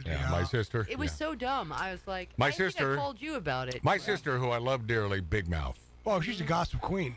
Oh yeah, but what female is not, Mart? I mean, honest to God. I'm not a gossip. No, you aren't. You aren't, Lori. Okay, so here are the superlatives. Lori has the most beautiful eyes, and get away with a DUI. And you cannot Can I borrow those eyes one night? cannot be nailed for a DUI because of those gorgeous blue eyes, and P.S. You're not a gossip hound. No. Yeah. So why aren't we together? I'll tell you dirt. What? I'll tell you dirt, but I don't gossip. No, she tells me dirt. I'll give you like facts and dirt that I know. Facts. They're facts. They're not gossip. I'll tell you a fact about Lori Downey Jr. All of the myriad times that we spent at Dan Tana's on Santa Monica Boulevard, which is walking distance. I mean, not even a block away is the Troubadour, the most famous rock and roll joint. Best place to play in Hollywood. Yeah. In Hollywood, and serves up a great cheeseburger. At least they did. We would hang out at Dan Tana's, which it's a tiny little Italian place, but it's the hub of showbiz. And I would sit there at the bar and I'd get into it because everyone there was a big lefty except me, and I'd have a couple cocktails, and I can't behave. But the bartender back in the day made that joint. Yeah, I loved him. Yeah, God bless him. He made so much money. The only radio show that Michael ever appeared on was this show, and it was like pulling teeth, but he finally showed up one day, made a cocktail for us. God bless him. And I have no reason to ever visit Dan Tana's again since his passing. There's no reason. No. But Dabney Coleman had a booth there in the corner, and he would be there damn near every night. Yeah. You'd always see Dabney. Yeah. Now, I was a fan of Dabney from his appearance on what is the Fernwood Tonight and America Tonight with Morton Mull. I thought he was great on that show, and it sort of put Dabney Coleman in the spotlight. That weird little show, which is, by the way, if you watch it today, it's funny as hell. Dabney Coleman, who I have a couple drinks and then meet the man and say, well, nice to meet you, Matt. Great Southern gentleman. I just, I'd love to do your radio show, but it just takes too much preparation. Then it takes me 2 days to prep, and then finally it's saying, I don't have anything to promote. I said, Dabney, we just want to talk about your illustrious life. I have no interest in that. So one day he meets Lori, my spousal equivalent. We were at Dantana's together. They're in Dantana's, and he takes a liking to old Lori, and he sit here in my booth. Oh yeah. You pointed him out to me, and you said that's Dabney Coleman. Nobody has been able to book him on the show. Right. And so it was kind of like a game. Yeah, and it was a game. It was a big game. You know, and you would like go over, introduce yourself, and get him on the show. Yeah. And so that was my incentive, and that's all it was. Right. That's what you said, Laura. It's true. I believe you. It's still true. Mart, it's not a gray area. That's what came down. Yeah. She went over there to get him on the show. I slid into that booth. Oh, sit down here, little lady.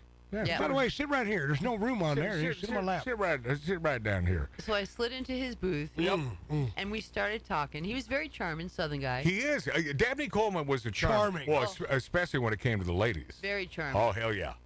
And then, like, we were there for a little while talking about everything. Right. And then you came over. Yeah. And I think somebody else. But anyway, and then you sat down. Mm. And so the whole thing was about getting Dabney on your show. On this particular radio show that you are watching now on YouTube, on Rumble, on X, formerly Twitter, Magic Matt's Outlaw Radio. And if you haven't subscribed, how dare you? And on great radio stations throughout the country. So that night, I gave him my phone number on a piece of paper. I had to get it from the maitre d'. Which, by the way, what a floozy, right? No. I mean, what is he to think though if some chick is giving up their phone? Dave, no. Dave, am I wrong? With your spousal equivalent, right? Oh yeah, hell yeah. Yeah. I said to him, Yeah, I mean, you know producer. he's thinking. I mean, but Lori's thinking, well, he's a much bigger star than old Magic Matt, so yeah. None of that. No. I said to him, None of that. I produce Outlaw Radio with the, Magic Matt Allen. Here's my phone number. I'd like to put you on the show. Right. And he said, I'll call you. Right. And I said, okay, great. Yeah. I Of said, course you did. any day that you want, any time that works for you, we'll put you on the calendar. Would love to have you in studio with Magic Matt. Yeah, yeah. Mm-hmm. And he said, okay. And he was so charming. And I was like, okay. So It was a I means. told It was a Matt, means to an end. Go ahead, Lori. it's a done deal. We got Dabney Coleman coming Right. over. He's going to call Finally. me. Oh, you guaranteed it. And by the way, not the biggest star on earth, but an interesting guy who has been in every 9 to 5 and all those all those failed TV shows that he was in. It's so funny though when you talk and imitate him. Even it's how he was. No, He was that- that way in every That's movie. what he was. No, I do not one to boast. I do a spot-on Dabney Yeah. Coleman impression because that's just simply the way he talked. Yeah. And he was a charmer. Yeah. So what happened, Lori? So he lost my phone number that night. And he called everybody that he knew in show business and said, do you know Lori Downey? Right. And everybody, do you have her phone number? So he then assigned it. He said he assigned it to somebody else, to an assistant. They called everybody. And finally, he got a hold of me and he said to me, you don't exist. And I said, I don't exist. So he calls you out of the blue, Right. and It's like a couple weeks later. and the first words out of his mouth is "You don't You exist." don't exist. Right. I've been looking high and low from you from the night that I met you, and blah, blah, blah, blah, blah. You don't exist. Talk about a charmer, Lori Downey. Yeah, it's those eyes again. So I'm like, well, I'm so glad you found me. I'm Oh, sorry you jeez. lost my number, but I'm glad you found me. Oh, God. That's impressive. Oh, jeez. When will you join us on Outlaw Radio? Right. And then he said, we'll discuss it at dinner. And I said, dinner? Well, little lady, we'll discuss it at dinner. He said, you and I will have dinner and we'll discuss the radio interview. We'll discuss it. And so and I told you about this. Yes, I you said, did. all Yes, right, you did. Dabney Coleman wants me to meet him for dinner Right. at Craig's. And I had a girlfriend sitting at the bar. And by the way, when this was this concept was presented to me by Lori, Yeah. I What do thought you think? guys, screw this old bastard. This is my chick. This ain't yours, Dabney. Mm-hmm. But I said, but I want him on the show. you want him on the show. I want him on the show. I know. So I said, Lori, go, do it. I said, all right. Have dinner with Yeah. Dabney. And so I said, all right. So I got one of my girlfriends to sit at the bar just in case he was out of line or I needed like a girlfriend backup. Right? Teddy was there. Yeah. And she stayed the whole time we had dinner. Right. And I had a salad. I wasn't looking No, for no. dinner. No, at Craig's. that's the other Very thing. expensive You know, restaurant. I named 2 superlatives. Here's another superlative. Lori Downey Jr. is never looking for a free dinner or a free drink from a guy. She pays for everything. Yeah. So I think I had a Caesar salad, Right. and he was very charming that night. Right. And, he was drinking, and I had like a glass of wine, whatever. Yeah. But I couldn't get the date. The whole time, I'm like, when will you join us on Outlaw Radio? Right. And he was more interested in, like, the next time we're going to go out. Oh, yeah, or the hell next place. Okay, we're going to finish up this story because there is a finish when we return on Magic Matt's Outlaw Radio.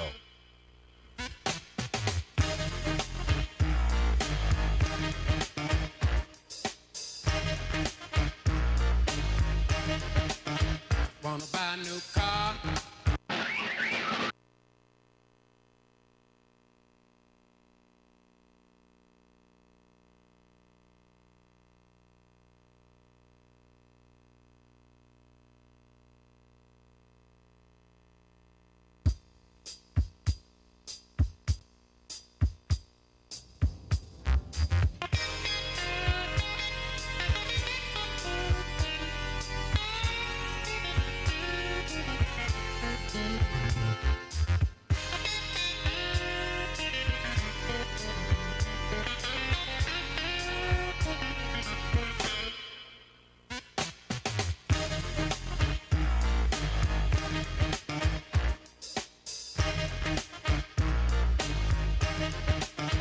Wanna buy a new car,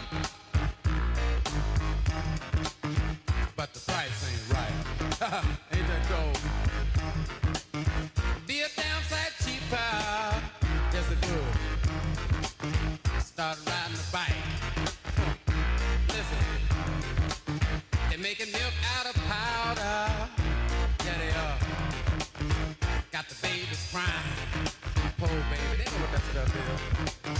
Rent's gone up higher. Yes, it is. Got the parents lying. I'll pay you tomorrow. Lord, it's a real motherfucker. Yeah. Make you wanna run for cover. Yes, it will. And if you look, you will discover. Yeah. Lord, it's a real motherfucker.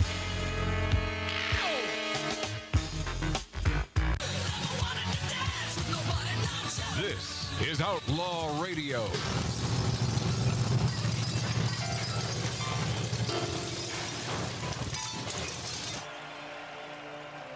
When last we were conversing, it was the date with Dabney Coleman, and Lori Downey Jr. was my spousal equivalent at that time, but the intent was to get old Dabney Coleman on Magic Matt's Outlaw Radio. Correct. And there you are at, it's not Dantana's, you were having dinner at Craig's, which is sort of kitty corner across the street. Yeah, but they're the same company, right? And by the way, no. No, the maitre d' of the famous Dantana's there on Santa Monica Boulevard went out on his own, much to the chagrin of Dan, who is still alive, I think, at that time, and started his own place. And this place has turned into sort of the mecca for Hollywood. All the show. I ran into Elton John there, for God's sakes. Yeah. I mean, eating in the kitchen. Yeah, eating in. You're right, eating in the kitchen. So there you are at Craig's having dinner with Dabney Coleman, and your goal is to get him on Outlaw Radio. What happened? And so we had a great dinner. He was, oh my God, he was such a gentleman. Like he was not out of line at all. Yeah, he wasn't coming on to me at all. I'm much more of a gentleman than that friggin' rat bastard Magic Matt. I mean, have you noticed? Have you noticed? Keep my hands to myself. He did, and I really liked him that evening. Yeah. But what he told me was he was working on something. And what is his goal? Your goal is to get him on the show. What is his goal, Lori? I didn't care. No. I know you don't care. I know you don't care. But what is Dabney Coleman's goal Doesn't at dinner? matter. It's not going to happen. So you're just saying, yes. But she knows. So you do know. You do know his goal. To get in your panties, and that's it. Yeah. He just liked me. He went out of his way to find me. Right. He liked me as a person. Which, by the way, I get that part because I love you as a person. How about that, Lori? This week. But so nothing ever came of that. Nothing. So what happened was he was working on some stuff. He had some scripts that were thrown at him. Mm-hmm. He was looking at new TV stuff he was doing, or a film or something. Right, another failed television show. I stayed on top of him because he didn't want to ever talk about. He didn't want to talk about the past. He wanted to talk about the future. Right. And he said, "I haven't decided whether I'm going to do this or not. I'm looking at the scripts. I'm reading them and stuff." And he said, "I would like to come on the show if I have something to talk about." Right. And I said, "There's so much to talk about." Right. And he used to tell me the same damn thing. I need something to promote. So I don't think he's BSing. You know why, Lori? Mm-hmm. Dabney Coleman was a shy man. And you'd never sort of get that impression. But when he's at his home booth there at Dantana's, that great old Italian joint there on Santa Monica Boulevard, he was in his element. He's holding court, but he's protected by everybody. But he was a shy guy, yes, and I love the statement from his daughter that this man, who lied to me because he did tell me one time there at Dantana's that he'd do my show, and even with plying Lori into his life, using Lori as bait did not work to get him on my show. Hang on, before you go there, he was moving to New York. He was going to do something in New York, right?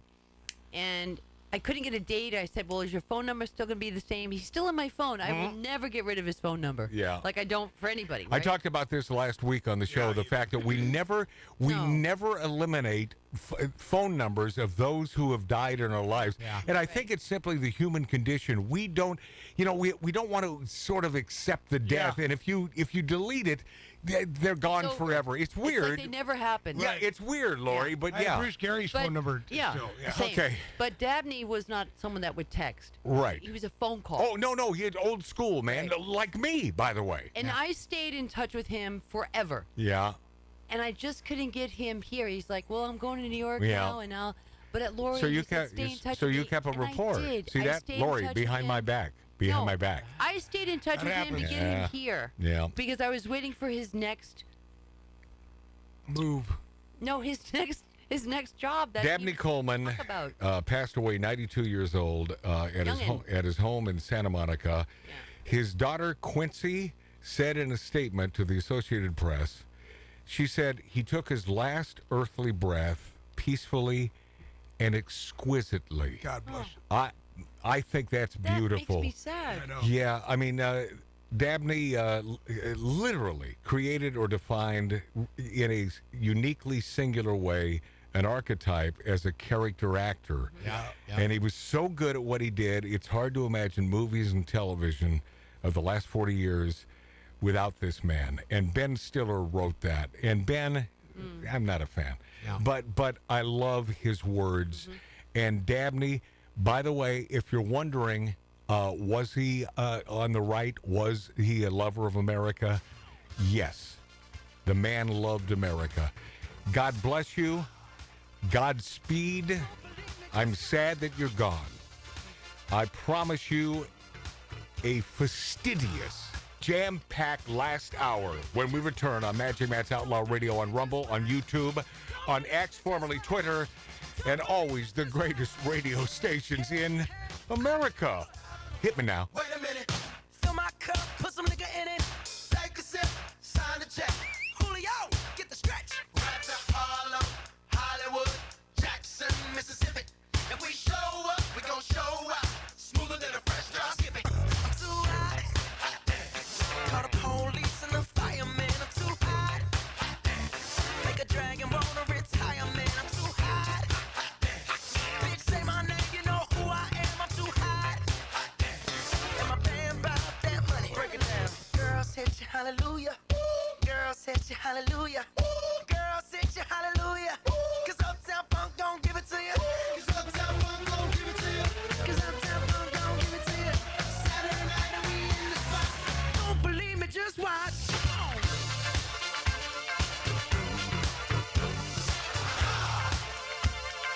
Don't believe me, just watch.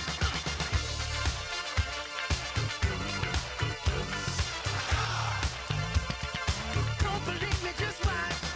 Don't believe me, just watch. Don't believe me, just watch. Don't believe me,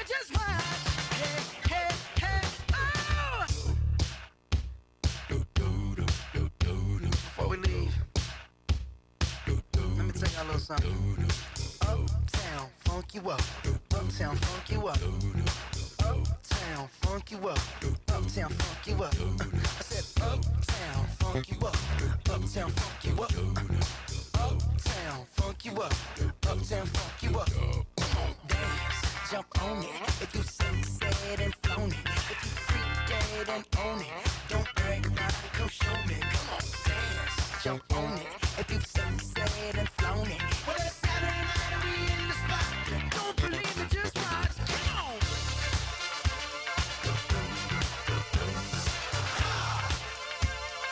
Don't believe me, just watch.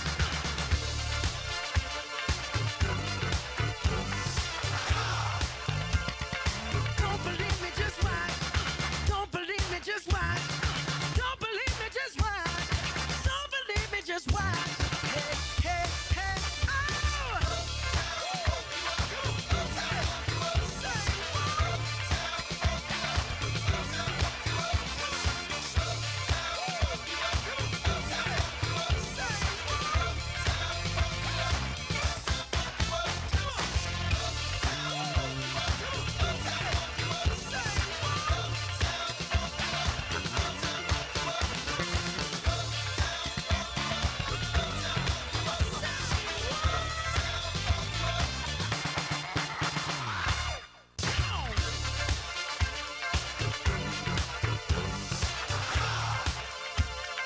Don't believe me, just watch.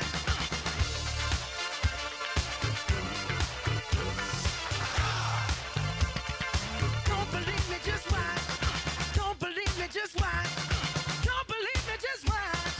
Don't believe me, just watch. Hey, hey, hey, oh! Stop. Wait a minute. Fill my cup, put some nigga in it. Take a sip, sign the check. Julio, get the stretch. Right to Harlem, Hollywood, Jackson, Mississippi. If we show up, we gon' show out. Smoother than a fresh drop skipping. I'm too hot.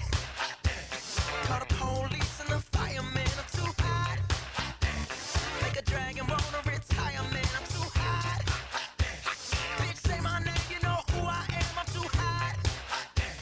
And my band bout that money. Break it down. Girls hit you, hallelujah. Girls hit you, hallelujah. Girls hit you, hallelujah. Cause Uptown Funk don't give it to you. Cause Uptown Funk don't give it to you. Cause Uptown Funk don't give it to you. Saturday night and we in the spot. Don't believe me, just watch. Come on.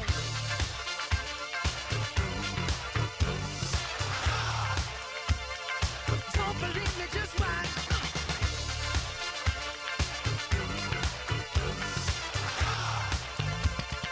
Don't believe me, just watch.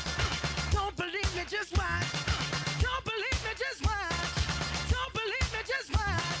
Hey, hey, hey, oh! Before we leave, let me tell y'all a little something. Uptown, funk you up. Uptown, funk you up. Uptown, funk you up. Uptown, funk you up. I said uptown, funk you up. Uptown, funk you up. Uptown, funk you up. Uptown, funk you up. Come on, dance, jump on it. If you said and flown it. If you freak dead and own it. Don't brag about it, come show me. Come on, dance, jump on it. If you said and flown it. Well, it's Saturday night and we in the spot. Don't believe it, just watch. Come on.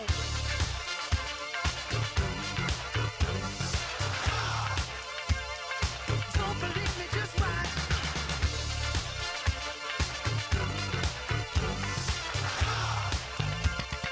Don't believe me, just watch.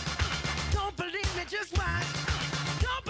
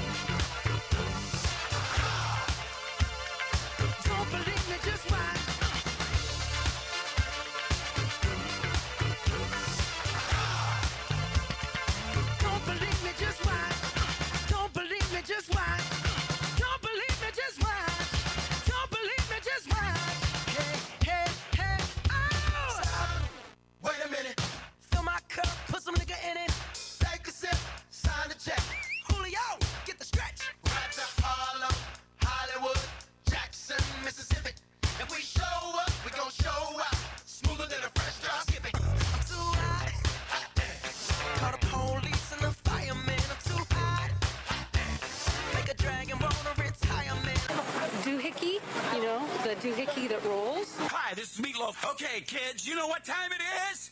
You know what time it is? It's Outlaw Radio time!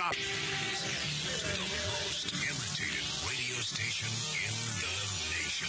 I'm through with standing in line for some fun to begin, but I found a good thing leaving me with a grin. It's time for Outlaw Radio to begin. Tell me what you want. You have the great Billy Gibbons here? Yeah. It's very cool. He just passed out. Oh, yeah. Hey, that didn't sound too bad. Huh? At the Light 'em Up Lounge. Oh, man. We're here with Matt. Oh, yeah. At the Light 'em Up Lounge. Oh, little Outlaw Radio. We're here with Matt. And he's not fat. We got all these guys and girls in the house. Let me tell you, that's where it's at. And that's, ladies and gentlemen, Matt Allen. Pass me a gallon.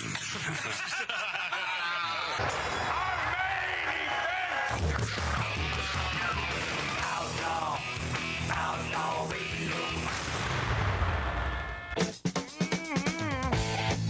Boy, there are some fans of that Lori Downey Jr. Some of you folks writing, we like it when Lori's there on the show. Welcome back, my friends. Welcome back, my friendlies, to the big dog of broadcasting. Roof. On all fours at I-5, Magic Matt's Outlaw Radio, on YouTube, on Rumble, on X, formerly Twitter. And when I say the finest radio stations in the country, I mean that from my heart. The greatest radio stations. And what's up, Wisconsin? I think we have the majority of fans right there in Wausau, home of the great sausage and cheese. The best on the planet, man. Hey, Lori, and I have a chocolate treat for you, an entire box that I went out and purchased my own self. So remind me of that. And I say remind me of that, but you won't. So someone else remind me that I have a little gift for Lori. Yes, Laura? Oh, thank Lori you. Downey Jr. Okay, all right, I'm leaving. It's getting gross. No. It was gross just by the way she said, no. You know, like every female will always say, oh, you're so sweet, right, Mart? It almost sounded like Marty's a little jealous. Mart, how many times have you heard it? In fact, a former, not really a girlfriend, but an F-buddy of yours. Oh, yeah. Yeah, okay. Please let me get into this. So this chick, before we get into, because I got a lot. Okay. I mean, I got. So you want to tell the story? I have got. Before you get into I've got 20 minutes of content that I'm going to fit into 2 hours. Yes. I have a quickie. Yeah. One of your listeners sent you this Gouda cheese. Oh yeah. It was the best Gouda cheese I've ever had in my life. Wisconsin. Creamy. It was incredible. Yeah.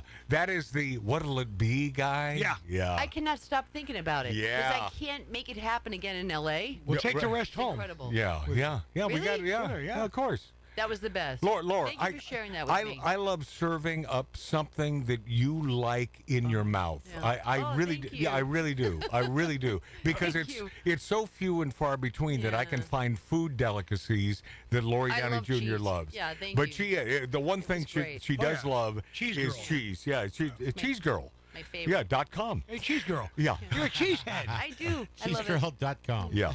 Okay, so Mart had this gal who swore up and down that she was a conservative Middle Eastern. Middle Eastern gal. Oh. And but you know, it's so many from the Middle East. I mean, who are these people? The vast majority here in the States, great, beautiful, America-loving people. But this Iranian girl, So this gal is an Iranian Jew? No, she's Iranian Christian. Christian. Okay. Yes. And she's a Christian. Her family is. Right. So she just. Because, by the way, our 100% bona fide dyed-in-the-wool Jew, Mark C.G. Boyer, your comment on Iranian Jews? Stay away. like the plague. But how about Iranian Christians? I haven't Mark, had any dealings with them. But you know they're out there. But you're saying that Iranian Jews are really good when it comes to negotiating. Oh my God, it's just insane. Yeah. So if you're negotiating, don't negotiating with an Iranian Jew because they really have their act together. Okay, Mark. So she's very Iranian Christian gal who was your F buddy. Go ahead. Right, and she used to come over once in a while and whatever. So last week. And by the way, I've never met this gal. No, you haven't? Never met her. She'd come over when these guys are like sleepers. So she always come over like 2 a.m. She's a vampire. No. How about she's a last minute? How about this? How about sleeper cell? Go ahead, Mart. So anyway, so out of the blue, because we hadn't talked in like a month, she hits me up. She texts me. Yeah.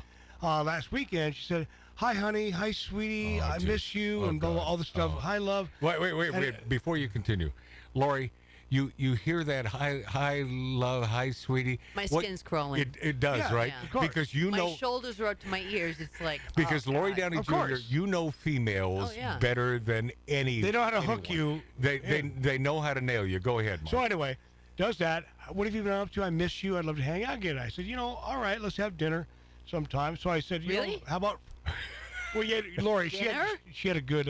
Anyway, she's whatever. Good. Go. In that department. But because Lori, you're right about men. Yeah. We're so easy. Oh, yeah. We're so easy. We are so easy. You got to be careful. Yeah. I know, Lori. I'm the first one to admit, man, so easy. We love the punani honey, and females do not covet the penis the way we covet the vagina. You don't see the game that's coming toward you. Of course, Lori, we don't because we're dumb guys. Yes. Go ahead, Mark. So anyway, so she does all this stuff, and hi, baby, I would like to. I said, how about, why don't we have dinner Friday? She goes, okay, sounds good. Yeah. So during the week, we're still talking. And this is a gal that did pay for dinner sometimes. She right? always paid. She always took me in her car. That's nice. She she picks you up. Yes. Oh She comes over and picks me up. Hell yeah! I don't want to drive. She's a control freak. Wait. No, I said you bet your ass. I don't want to drink and drive. Oh my Hold God. on. What does that say about Lori? Lori would pick me up. Yeah. Okay. You and I are different. Oh, how? You and I Hold are on. completely different. Yeah. How so? Because I love you. Oh, and I love you. She said she loved and me I love you. sometimes, too, Okay. which is wrong. Oh, please. No, but anyway, so all this is going on, and then all of a sudden she goes, "Yeah, there's somebody I really want you to meet." And I said, "Well, who might that be?" In the text, she goes, "My new boyfriend. You guys will really get along." After all this stuff, You gotta be kidding and I me. go, You gotta be kidding all me. I put is a question mark. I said, "Really?" You gotta be kidding me. Yeah, I want you to know you guys will really get along. After all this crap, I think it might be a threesome thing or something like that. Oh, yeah. Kind of funky weird. With another guy, a pass. Right, and I go, so I didn't block her, but I'm like, what the hell was he that? going to come to dinner also? And that was it? That was it. I haven't talked to her since. But Mart, I'm sorry that happened. That's odd. Well, she was an F buddy, and so it's not like we were serious. Mart, we don't have to say that again. I already established that. You better check yourself. Before you wreck yourself. So what, Lori? Anti-Israel students walk out of Duke University commencement to protest Jerry Seinfeld. Here he is, simply a great, and I think one of the great top 10 greatest comedians Absolutely. ever. I mean, you talk about a man that spent time honing his craft. Every word was placed perfectly. And so there he is. He was set to receive an honorary degree with some students booing the comedian and shouting, "Free Palestine."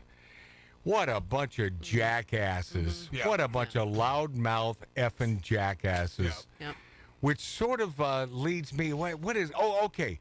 So one of the great university administrators, and he'll tell you from which university he happens to be. He's talking about the American flag. It's down there, third from the bottom there, It's already Dave. ready. It's already ready. Well, he's a bitch today. Yeah, a little bitchy, right? Yeah. It's already ready. Does he have to say that? No. Can he just let me do my thing and then? And then he hits it? I think we should gang up and just beat his ass after the show. I think it's going to take all of you. Hey, by the way, Dave, yes. Am I involved? Yes. And Lori. I sure hope so. I don't need anybody. I got you, Dave. Just leave Mark out. No, Lori. Yeah, I'll be in the car. Lori Downey Jr. is a scrapper. I am a scrapper. So I want you to dig this guy trying to get through a speech talking about the flag and listen to these heinous idiot stick protesters, because all they have to do in life is protest, and they're not really certain what they're protesting. No. Because if they really knew, they would be on the side of Israel and not on the side of these gang rapist sons of bitches known as Hamas. Go. Can you talk about what everything has transpired today? You'll get it.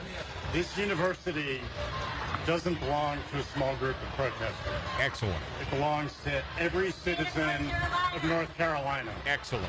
Everybody in North Carolina. Yes. Everybody who goes to school here, everybody who lives and works here. The flag represents all of us. Yes.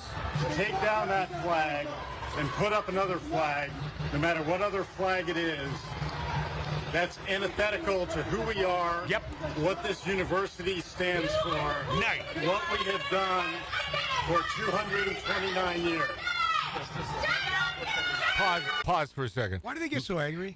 Because they're angry. They're angry about life. Yeah. They're angry. They're not happy unless they're angry. Miserable and they're nasty, nasty pieces of crap who should be thrown out of the United States of America. I'm going to take this back to years ago when you said, Lori Downey Jr., when yes? these people get on their soapbox, Uh-huh. and they're, all they have to do is get on the soapbox. Yep. The squeaky wheel Yes. is always going to be taken care of. Always. Yeah, you're they right. get the attention. You said that years ago. And they are the ones who are kowtowed to, and those are the ones that are you listening to me, big corporations, you sons of bitches? They're the ones to be ignored. Right. They're the one, because can't you see it's biting you guys on the ass? Yeah. You guys and gals in the huge corporations, It's costing biting us you all. on the ass. Yes, Go. sir. The broad majority of this campus knows how to express their views. Shut up, bitch. Without shouting, without violating university policy. Listen to him, though. Stand here as long as I'm chancellor. Listen to him. Students of this university. Tell the students that we're going to keep them safe from a very small minority of students who want to disrupt their experience. This university is for everybody. This man is a good man. Yeah. I'm embarrassed right now. It's exhausting. It is. The Carolinas, by and large, great place to live, good people. Yeah. And this man is one of the rare who would speak up at a university as part of the faculty. Eloquently, too. Yes. God bless you. He never got out of control. He never let that idiot stick loudmouth get in his way. God bless you.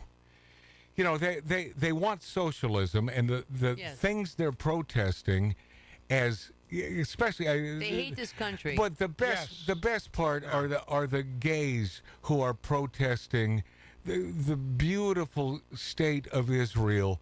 That blows my mind. These people want you dead, and they will throw you off an effing roof, you stupid a-holes. They like the concept of socialism. Yeah. They love it. In fact, here, I got a piece. I have to tell you something terrible that happened to me. Lori, listen, I'm all ears if it's something terrible that happened to Lori Downey. Yeah? It was awful. Okay, go. So, I live in a community where you pull into a gate, and where my car goes is like in a dungeon. It's so far down below. Right. And I just came back to my place so I could quickly do something on my computer, and then so I could get out quickly because I had like another thing I had to do for work. So I don't go in the gate. I pull up on the street, and I do a U-turn to get my car in there. And I always worry about that because there's so much crime going on in L.A. Yeah. I'm thinking about what's in my car. So I pull into this spot. I'm really quick.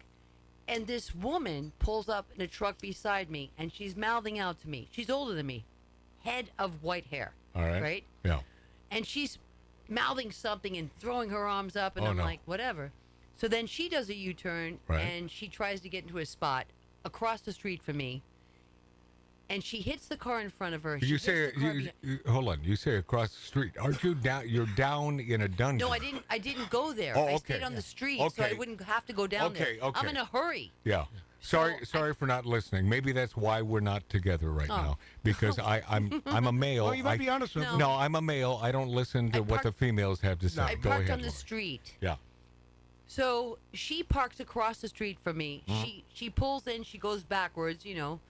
Parallel parks. Hits the car behind her. Hits the car in front of her. Hits the car in back of her. Right. I'm just kind of looking at her. Yeah. And I smile once she stops. Yeah. And I smile and I give her thumbs up. Oh, good. Because I couldn't believe it. Yeah. Excellent. So she's now a screaming head. Oh, yeah. A Karen, as they say? You took her spot. Yeah, exactly, but I didn't know it. Oh. I didn't know it. Yeah. I didn't even know where she came from. Right, She right. wasn't even there when I pulled in. Yeah. So, because she came up after me. There was nobody on my block when I did this. These entitled idiot sticks. That's my spot? Is your name there? Are you paying for it? She's in an SUV. Right. I'm in a car. Uh-huh. Anyway, so I give her thumbs up. I shouldn't have done that. Yeah. So what happens is I get out of my car, and she's not even out of her car. Oh. And she's calling me white trash. Oh, yeah. She's calling me, you have ugly teeth. You have ugly face. Oh. You are ugly person. Oh. And you're going to die. Oh, so... And I can't wait till you die. So she's not from the States the way you're... she's not. Okay, yeah. And so I'm like...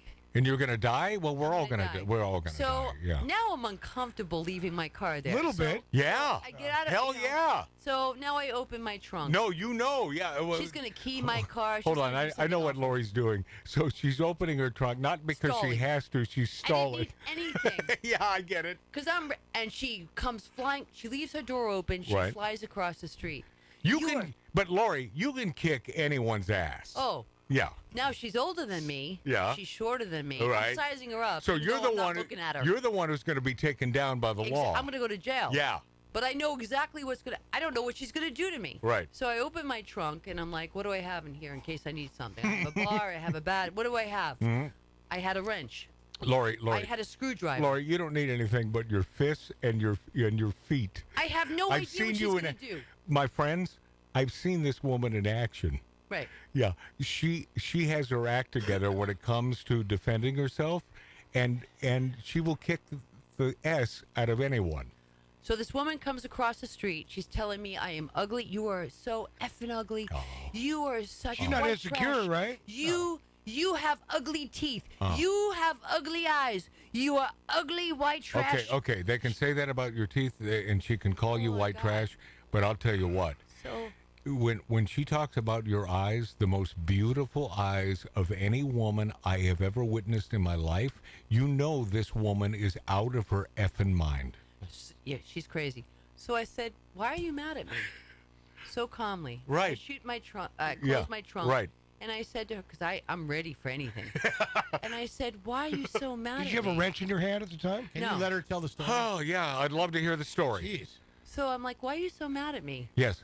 And she was like, she said, "You're ugly. You're this, you're that." I said, "I Okay. heard that. Yeah, I heard you it." inarticulate, I said, "But stupid I idiot. don't Yeah. understand why you're mad at me. Right. I don't want you to be mad at me. Mhm. So what can I do so you won't be mad at me?" Yeah. And she says, "Too late. Oh, too late. I am Israeli," which she wasn't. Okay. She was not Israeli. Right. And she said, "And I served in the war. I Right. will put a bullet through you." Wow. So I said, You didn't call the cops? I said, "Bring it on. Ooh. Do it. Ooh, yes. Do it." You don't want to piss Lori off. So Yeah. she takes a picture on my window of my registration, whatever's in my window. Yeah. Right? Yeah. So I'm like, I'll "Oh, put a bullet through you? Yes, she told me that. I said, "Oh, we're going to play this game? I can do the same thing." So I took a picture, which is still on my phone, of her window and her license plate Yeah. and of her. Right. And I was like, Oh. so she's saying, this black guy was walking down the street. She said, "She is white trash. She is She hates anybody that's not white and blonde So just and light-eyed. just like, making out of nowhere. crap up. Yeah. So I What said a to piece the, of crap. So I said to the guy walking down the street, I said, that didn't happen at all. He goes, I don't want to be involved. Right. Keeps going. Yeah. So now I lean up against my car. Right. I'm on a side street. I don't even have time for this. Okay, get to it. She goes into she gets somebody to open up the gate. Right. So she has somebody that she knows in my building. She went away. I still have her registration. Right. I have her plate. She went away How long ago was this? 2 days ago. Oh my! Oh, Just okay. happened. All right. I'm like, what can she do with my window? Well, no, what she do to your window is a VIN number. I think I would inform the police that the mentioning of putting a bullet She through didn't you, put a bullet through me. Lori. I just put a bullet Lori, through I you. think I'd go on record because these are crazy times, and there are crazy people beyond belief out there, Lori. And I don't, I know we've had our disagreements, but I want to go on record, my friends, as saying I don't want to see a bullet through you. All right? I will go on record, and I will say I don't believe this woman was Israeli. Yeah. I just don't think so. Well, yeah, but you don't know. I mean, you don't know. Maybe she looks at you as a Jew hater. Could be. And by the way, but Lori, shame on her, man. Yes. Okay, I'm going to get to this. Hey, we'll play a little bit of this cut Socialism Upside, and then I have an idea. Go ahead, Dave. When socialism arrives, you're going to want to be ready I love to look at the glass as half full, even if the glass is empty, or even if there is no glass, because you're starving to death. Here are 9 upsides to socialism you might not have considered. We're not going to get to all of them, one, but here we go. You can finally meet your weight loss goal. If these current trends hold, you'll be down to a slim, girlish 75 pounds by the end of the month. Number 2, your wife will be limited to only a couple of decorative pillows. Save the leather couch cushions to boil into this year's neighborhood stone soup All right, festival. stop. I love the entire thing, and we'll play it at some point. But in the decorative pillow thing, what is it with women and pillows? Oh no. Oh God, you just Yes, love you do them. love them. It's crazy. 30 ain't enough. 100 ain't enough on a bed. I have 9. Okay, but speaking of socialism, Lori made a song famous. Would you agree to perform this today on the show? I'd love to. Okay, this is a classic that has garnered a gazillion YouTube hits and Rumble hits, and no one performs it quite like Lori Downey Jr. Take a deep breath. Are we ready? Are you ready? Swig a beer. Well, suck it down and hit it, Lori. Imagine there's no bread. It's easy if you try. No tacos or hot sauce. Nothing cold or fried. Imagine all the people living in the gulags. Ooh, ooh, ooh. Imagine there's no money. Oh my God. It isn't hard to do. Nothing to drink or eat. No bacon too. Imagine all the people living short lifespans. Ooh, ooh, ooh. You may say I'm a commie, but I'm not the only one. And someday you will join us, or we'll shoot you in the face. Imagine no possessions. That didn't even rhyme. No. Because all your stuff was redistributed. lots of greed and hunger. But seriously, please, can I have a potato? Imagine all the people sharing all your stuff. Woo, woo, woo. You may say I'm a commie, but I'm not the only one. Did you say you don't like that? Then it's the gulag for you, son. Yes!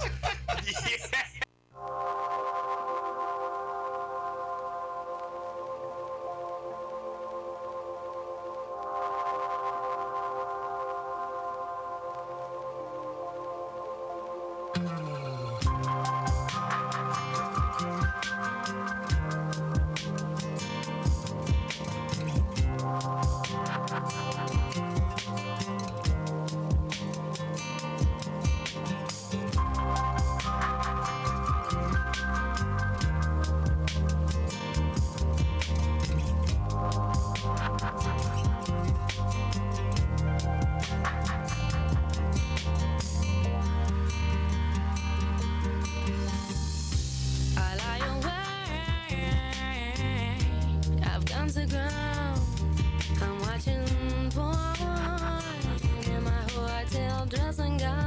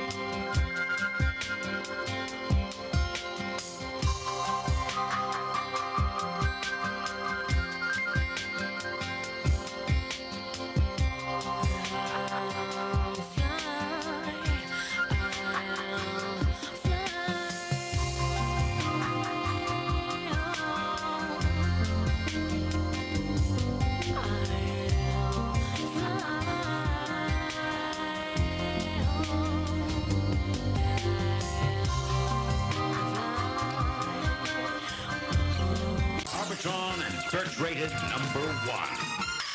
This is Outlaw Radio with Magic Matt, the man who is always right.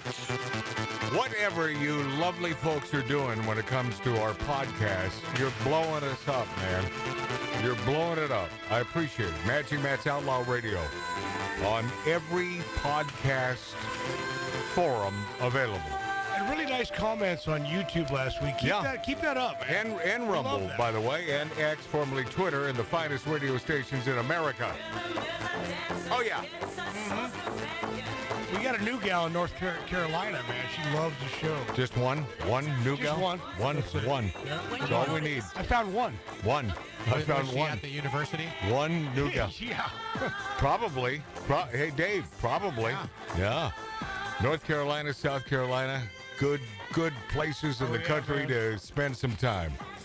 Because I'll tell you what, California, which is where we emanate, oh, God. Cesspool. It is so time to go. It is so And we time. never leave. We've been staying I know. here. No, because It's hard to leave. We stay here. Because we're idiots. I We're know. idiots. Talk into it, not on the top of that microphone. Me? Yeah. You're Lori? schooling me? Yeah, I'm trying. I've had some mic stuff since I was singing. Yeah, okay. Like a problem. Yeah, sometimes we all need a little help from a friend, Laura. Thank you, Marty. Yeah. You're welcome, Laurie. A-listers. That's why you get off. A-listers, including Sharon Stone, Liam Neeson, Stephen Fry, back Kevin Spacey's return to acting. I am so glad because I think that Kevin Spacey was thrown under a bus. What is the bottom line here? Here's a guy who is homosexual. So when he invites you to his apartment, he wants homosexual sex. I don't hold that against him. The guy is gay. That's the way it works. Right. And then you go after this big movie star because he has deep effing pockets. Right. Screw you. The guy was screwed over, and so God bless people like, and Liam Neeson. Yeah, I would imagine that would be a guy that would say, yeah, come on right. back. This Stephen Fry, I don't even know who that is. Does anybody know? I don't know. Yeah, You make fry boots? Yeah, it's not spelled that way. But Sharon Stone, same way. You know, I think she's a broad. I think she is. I think she's a pretty good broad. And it's like, yeah. So Kevin Spacey, welcome back. Yeah. Welcome back, my friend. Brilliant actor, man. Oh, this whole this crap. Former Obama economic advisor El Ibrian. The green energy transition helped create higher inflation. No kidding. No kidding. Anytime you put your arms around this concept of green energy, it is going to cost us. That is why, one of the myriad reasons why this administration sucks and why everything from eggs to, steaks that you used to find as a bargain a year and a half, 2 years ago. Yeah. My God, they're through the roof. Yeah. I won't eat them unless they're discounted, unless it's half price. We should all be very thin by now. Well, Lori, right? You've always been a thin blondie. I mean, that's what women you know, do. like, think about the pricing that's gone up in everything. Everything. No, it is ridiculous. I went to Burger King. Yeah. I got a couple things. Huh? Myself and my daughter. By the way, out of all the fast food joints, I don't know if Burger King would be my go-to. I love Burger King. It was there. It just happened to be there. I don't know. I actually drove to the hood to get Burger King. Wait, what is the hood for Van you? Nuys. Here in Southern California. Van Nuys? Yeah. That is the hood. I know that Burger King. Yeah. By the way, it's on the same street that Shakey's has. Yeah. Oh, it's not there anymore? That's where I had my first break-in on my first Toyota truck at that Shakey's parking lot like 30, 40 effing years ago. And then they stole it finally out of your driveway. I'm telling you, I got a Whopper, I got French fries, I got a soda. Yeah. I got my daughter a Junior Whopper, French fries. We got onion rings and a soda. $36. $50. No. No, I'm telling you. I wouldn't do it. I won't do it. I didn't know that was going to happen to I me. won't do it. I would have drove back through and returned it to him. Yeah, I wouldn't. Yeah, I won't do it. I could not believe By the way, the Whopper Jr. is really good. It's all about sustainable energy, man. And this is survey also shows tipflation is affecting Americans' wallets. Yeah. So we're not only suffering from Bidenflation, but tipflation as well. April survey from Talker Research, meaning that we're not tipping as much as we used to because we can't afford it. No. And when they put a tip, I'm like, nope. I do. But nope. I tip 23%. For what? 23? 23%. For what? Wait. Is that an option on there? Yeah. 23? Yes. Oh, yeah, they give you 18, 20, and 23. I tip 23%. Yeah, and if it's exceptional, then I'll go higher. But what's exceptional? If I'm going back. If I'm not going back, I'm not, then it's 23. But I don't go below 23. But Not me. What do you mean, man? I mean, here's a guy or a gal who doesn't want to work there. Okay, fine. And I but fine. respect these But it's not like my workers. sister that actually waits on people tables. That's what I'm talking about. Okay, I'm not doing this at the okay, fast good. food places. That's But what I was trying to figure By out. the way, Dave, make sure my microphone is all the way to the top there. Of course it is. Climate crazies glue themselves to Munich airport runway. Oh, boy. Yeah, they closed down Munich airport temporarily after 6 climate activists broke through a security fence and glued themselves to access routes leading to runways. Officials and local media reported.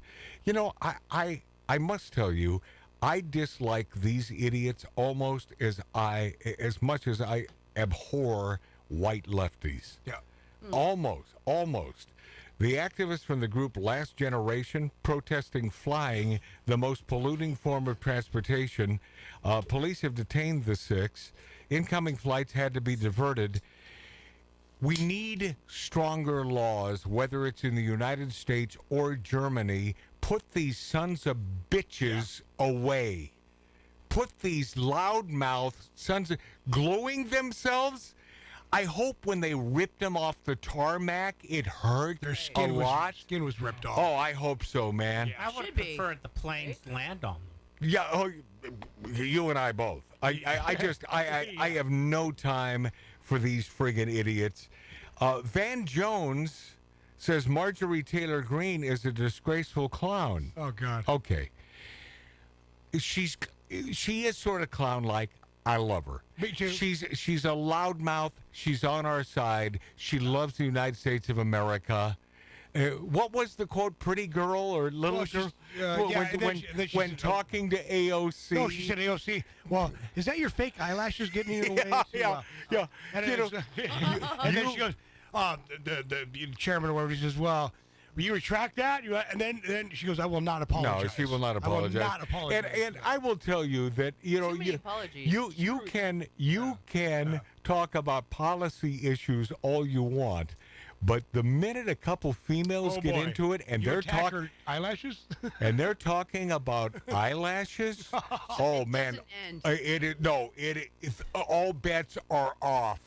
And Marjorie Taylor Greene, God bless you. Yep. You're a feisty little, I was going to say the word, the S word, but she is, and I love her. I miss our old days. Which is? Growing up, there was no political correctness. Yeah. Everybody got along. Right. I come from New York. It was a melting pot. And if you didn't get along, you fought it out, and then you got along after. Nobody was offended. I'm so tired of people being offended. Oh, everyone's offended. We all got along. We worked it out. Yeah. Right. I got a taste of that from my buddy's best friend years ago at our old digs in the hills of Encino. And this is Paul's buddy, who is the right-hand man for Rick Dees. Right. And I said something, and he said on the show that I found that offensive. I said, what do you mean by that? And he said, you offended me. Really? I said, then I'm doing my job. Yeah. You can either stay here at the mic or get the hell out. You're a grown-up. You're a grown-up, and I offended you? Right. Screw you. And I love how Green Screw said, you. One of the things we're watching was ahead of the curve before the rest of the Thank country you, knew Loris. what was Thank you. going on. Of course he was. And You Matt, know? Mart, Lori is speaking, please. No, And she's saying nice things about me. Okay. So please. back in the day, rare. the old Outlaw Radio stuff, when we did it the other yeah, establishment. of course. You were so far ahead of the curve in what was coming. And the rest of the country, I smelled it. People didn't even know because lemmings, went along with Of course. Yes. whatever they were told to do because I guess I'm offended. I'm offended. I'm offended. You know what, though, And it Lori? came He out of kind of still nowhere. is. He's still pretty much, I got to We're- say, I'm not trying to, kiss your butt. but Appreciate it, Dave. You're still we're- ahead of the curve. Because this whole being offended thing, as an adult, Doesn't make any sense. shut the Right. F up. Well, Matt, we were watching. Wah. You know what my response to that is? Yeah. Wah. It makes you a baby. It makes you a crying baby. Wah. Just communicate. Yeah. You know, if you're upset, don't put it over there. Just have a conversation. Lori, the problem is the woke lefties have no argument. No. You see, there's no salient argument. And no communication skills. So absolutely not. Because they have no argument. There is no communication. They are simply offended. Let's leave it there. Oh, wow. Well, Screw Matt, you. Taylor Green last night, we were watching her, and what did she do? At one point, she goes, "Wah." Oh, and Matt goes, "That would have been me." That would have been me. Yeah. Oh, yeah. She's yeah. like, AOC, wah. I'm sorry. And Bill Maher, once again, I'm not asking you to love Bill Maher because he's still, as my best buddy John Albee says, he's still one of them. Yeah, he's still one of them, and he's still a Trump hater. He's still a Trump hater. yeah. But Bill Maher says that Biden would have avoided debates if he was winning. Of course he would have. This is a Hail Mary for the Democrats, period. There is no debate if they're ahead in the polls. This is a Hail Mary. Football in the end It's the zone. last friggin' thing that they can possibly pull out of their asses. Trump would never have avoided any of these. Nope. And what Donald Trump needs to do during the debate is simply, I relinquish all my time to the president. That's what Trump should do. Yeah, that would be because this idiot will talk his way into losing even bigger than, God willing, he's already going to lose. Just let him speak. And Donald Trump, if you're listening, be nice to the old codger. Be nice. And I mean that sincerely. Be nice. He's a nutbag. He's an a-hole. He's a bad person. But be nice. Let him friggin' hang himself. Because he will. And I'll tell you what, Donald Trump, it's up to you to lose this thing. To be the bigger person, too. It's up to Donald Trump to lose. All he has to do is let friggin' by his track record. What were we just speaking of? The price of groceries, gas, and by the way, gas going up a lot here in California. It's incredible. That's the next increment, another buck. It's unbelievable. Here in California. Diesel that used to be cheaper than super unleaded Right, is now right. $1 more than super unleaded. This crap blows my mind. And even Jimmy Fallon, that little Nimrod, was torching the Biden debate announcement. He wants CNN because this is Jimmy. And sometimes old Jimbo is funny. He says Biden wants CNN because it has no audience. Right. You know, Matt, if what you say is true and he does what you say, be nice and let him hang himself, it's actually going to be a bad thing for us. Because once they realize what the landslide is and that it happens even bigger, then the odds are what you said will come into fruition. Well, what I've been saying is someone is going to sail in on a parasail, and because if they know that beyond a shadow of a doubt they lose. And no cheating their way out of it. And I love the arguments from my friends on the right, and the argument is always, well, but they can't get rid of Kamala. Listen to me. Listen to me. They will do anything and everything if they know there is absolutely no chance for these a-holes to win the election. They will dismantle Kamala. They will get rid of Biden. They will do anything in their power if they know, beyond a shadow of a doubt, that this ain't going their way. Trust me on this. So I've almost wished and hoped that the polls would come up just a little for old Biden so they'd leave him in there. Right, which is my point. Yeah, I mean, I wish. But, you know, when you have the Jimmy Fallons of the world, and that has to tell you something, because I think he's getting the message from the DNC. You know, he's a bona fide dyed-in-the-wool lefty, as all these a-holes are in late-night television. And once again, for the gazillionth time, I'm going to say it, God bless you, Johnny Carson, the greatest talk show host of all time, who went on record as saying, I shouldn't divide the country. Right. You know, I'm here to entertain. Right. Yeah. I'm not here to take sides. Right. Never talk politics. And Right. that's the way, I'll tell you the worst offender, that's Stephen Colbert. I'm going to say it again. That's Stephen A-hole Colbert. Put me in a ring with that guy, because I do want to punch that guy. Yeah, Laura? If Carson was alive today, I don't know that he could just go toward entertainment. I think he would have to say something different. No, what he would say is he would make fun of his competitors talking politics. Yeah. That's what he'd say, because that man was a smart man. He was very smart. Regardless of what Howard Stern and I discussed, and I think I sort of turned Howard on that discussion, don't you? Yeah. You know, where he didn't, he said, well, Matt, I didn't say I hated Johnny. Right. Well, that was a win for me. Right. All right. Much to get to in the last segment here on Magic Matt's Outlaw Radio on YouTube, on Rumble, on X, formerly Twitter, greatest radio station. Would you please subscribe to us on YouTube? Give the boy a chance. Damn it, for the love of God.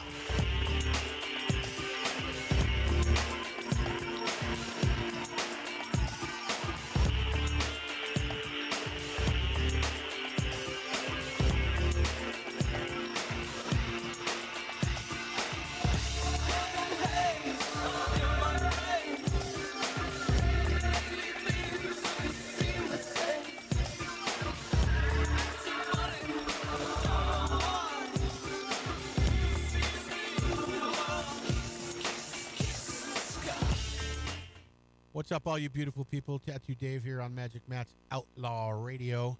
Reaching out, just giving you a big thanks, hugs, kisses. We love you. We know some of you are out there watching the prequel. Hopefully you'll get us tomorrow. But thank you for your continued support. Thank you for subscribing. Please subscribe. All you beautiful people, Rumble, Twitter, YouTube, and all the great radio stations across the nation. Thank you, thank you.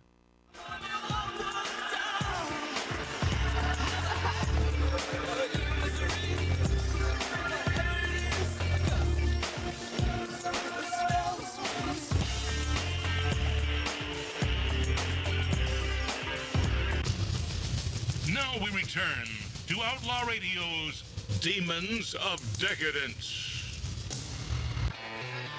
All right, here we go. A lot of things to get to in the last few minutes here of Magic Matt's Outlaw Radio on Rumble, on YouTube, on X, formerly Twitter.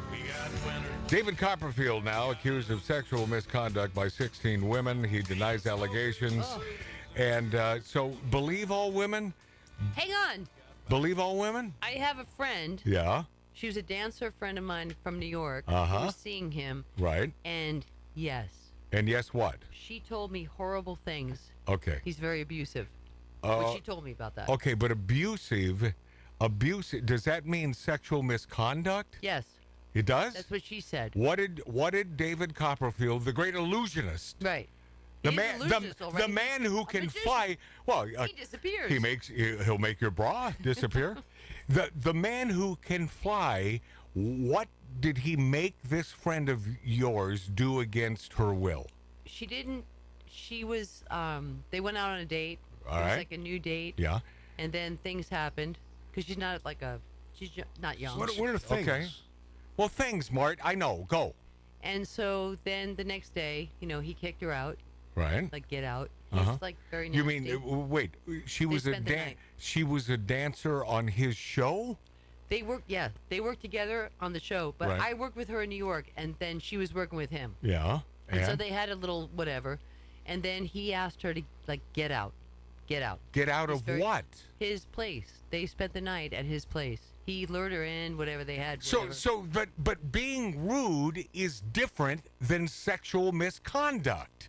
So because a female's her ego is hurt, all of a sudden this guy is a sexual predator. Hang on. This is the problem I have, Lori. You don't know the whole story. So that's what I'm asking. So she found out because she was calling him after that, whatever, and she found out about other women that he was Of course, because she wants to gang up with other females against the illusion. No, the man she was can fly. crazy. Lori, the man can fly. He can walk on water. He can walk on water and he can fly. You know what they say about those illusionists. So Vegas is a very small town. Right. And oh, yeah, very.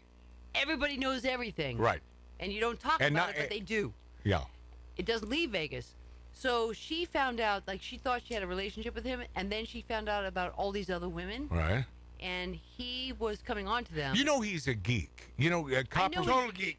I know he's a geek. He's a geek from New Jersey, and magic, you know, sort of helped him through his geekiness, Right. And you know, became this superstar magician.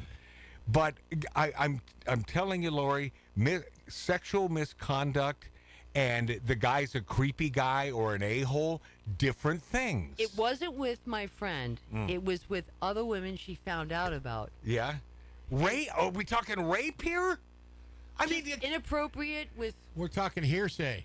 Yes. We are talking hearsay. I'm We are just- talking hearsay. I'm tired of it. I mean, believe all women, but must we believe women that identify as a man? Have you ever thought about that one? Who cares? That's no. It's something to consider. Next Oprah. You might. And very quickly here. Hey, speaking of next Oprah, real quick. Sorry, I'm interrupting you. I just didn't know if you knew that our best friend De Niro was on The View.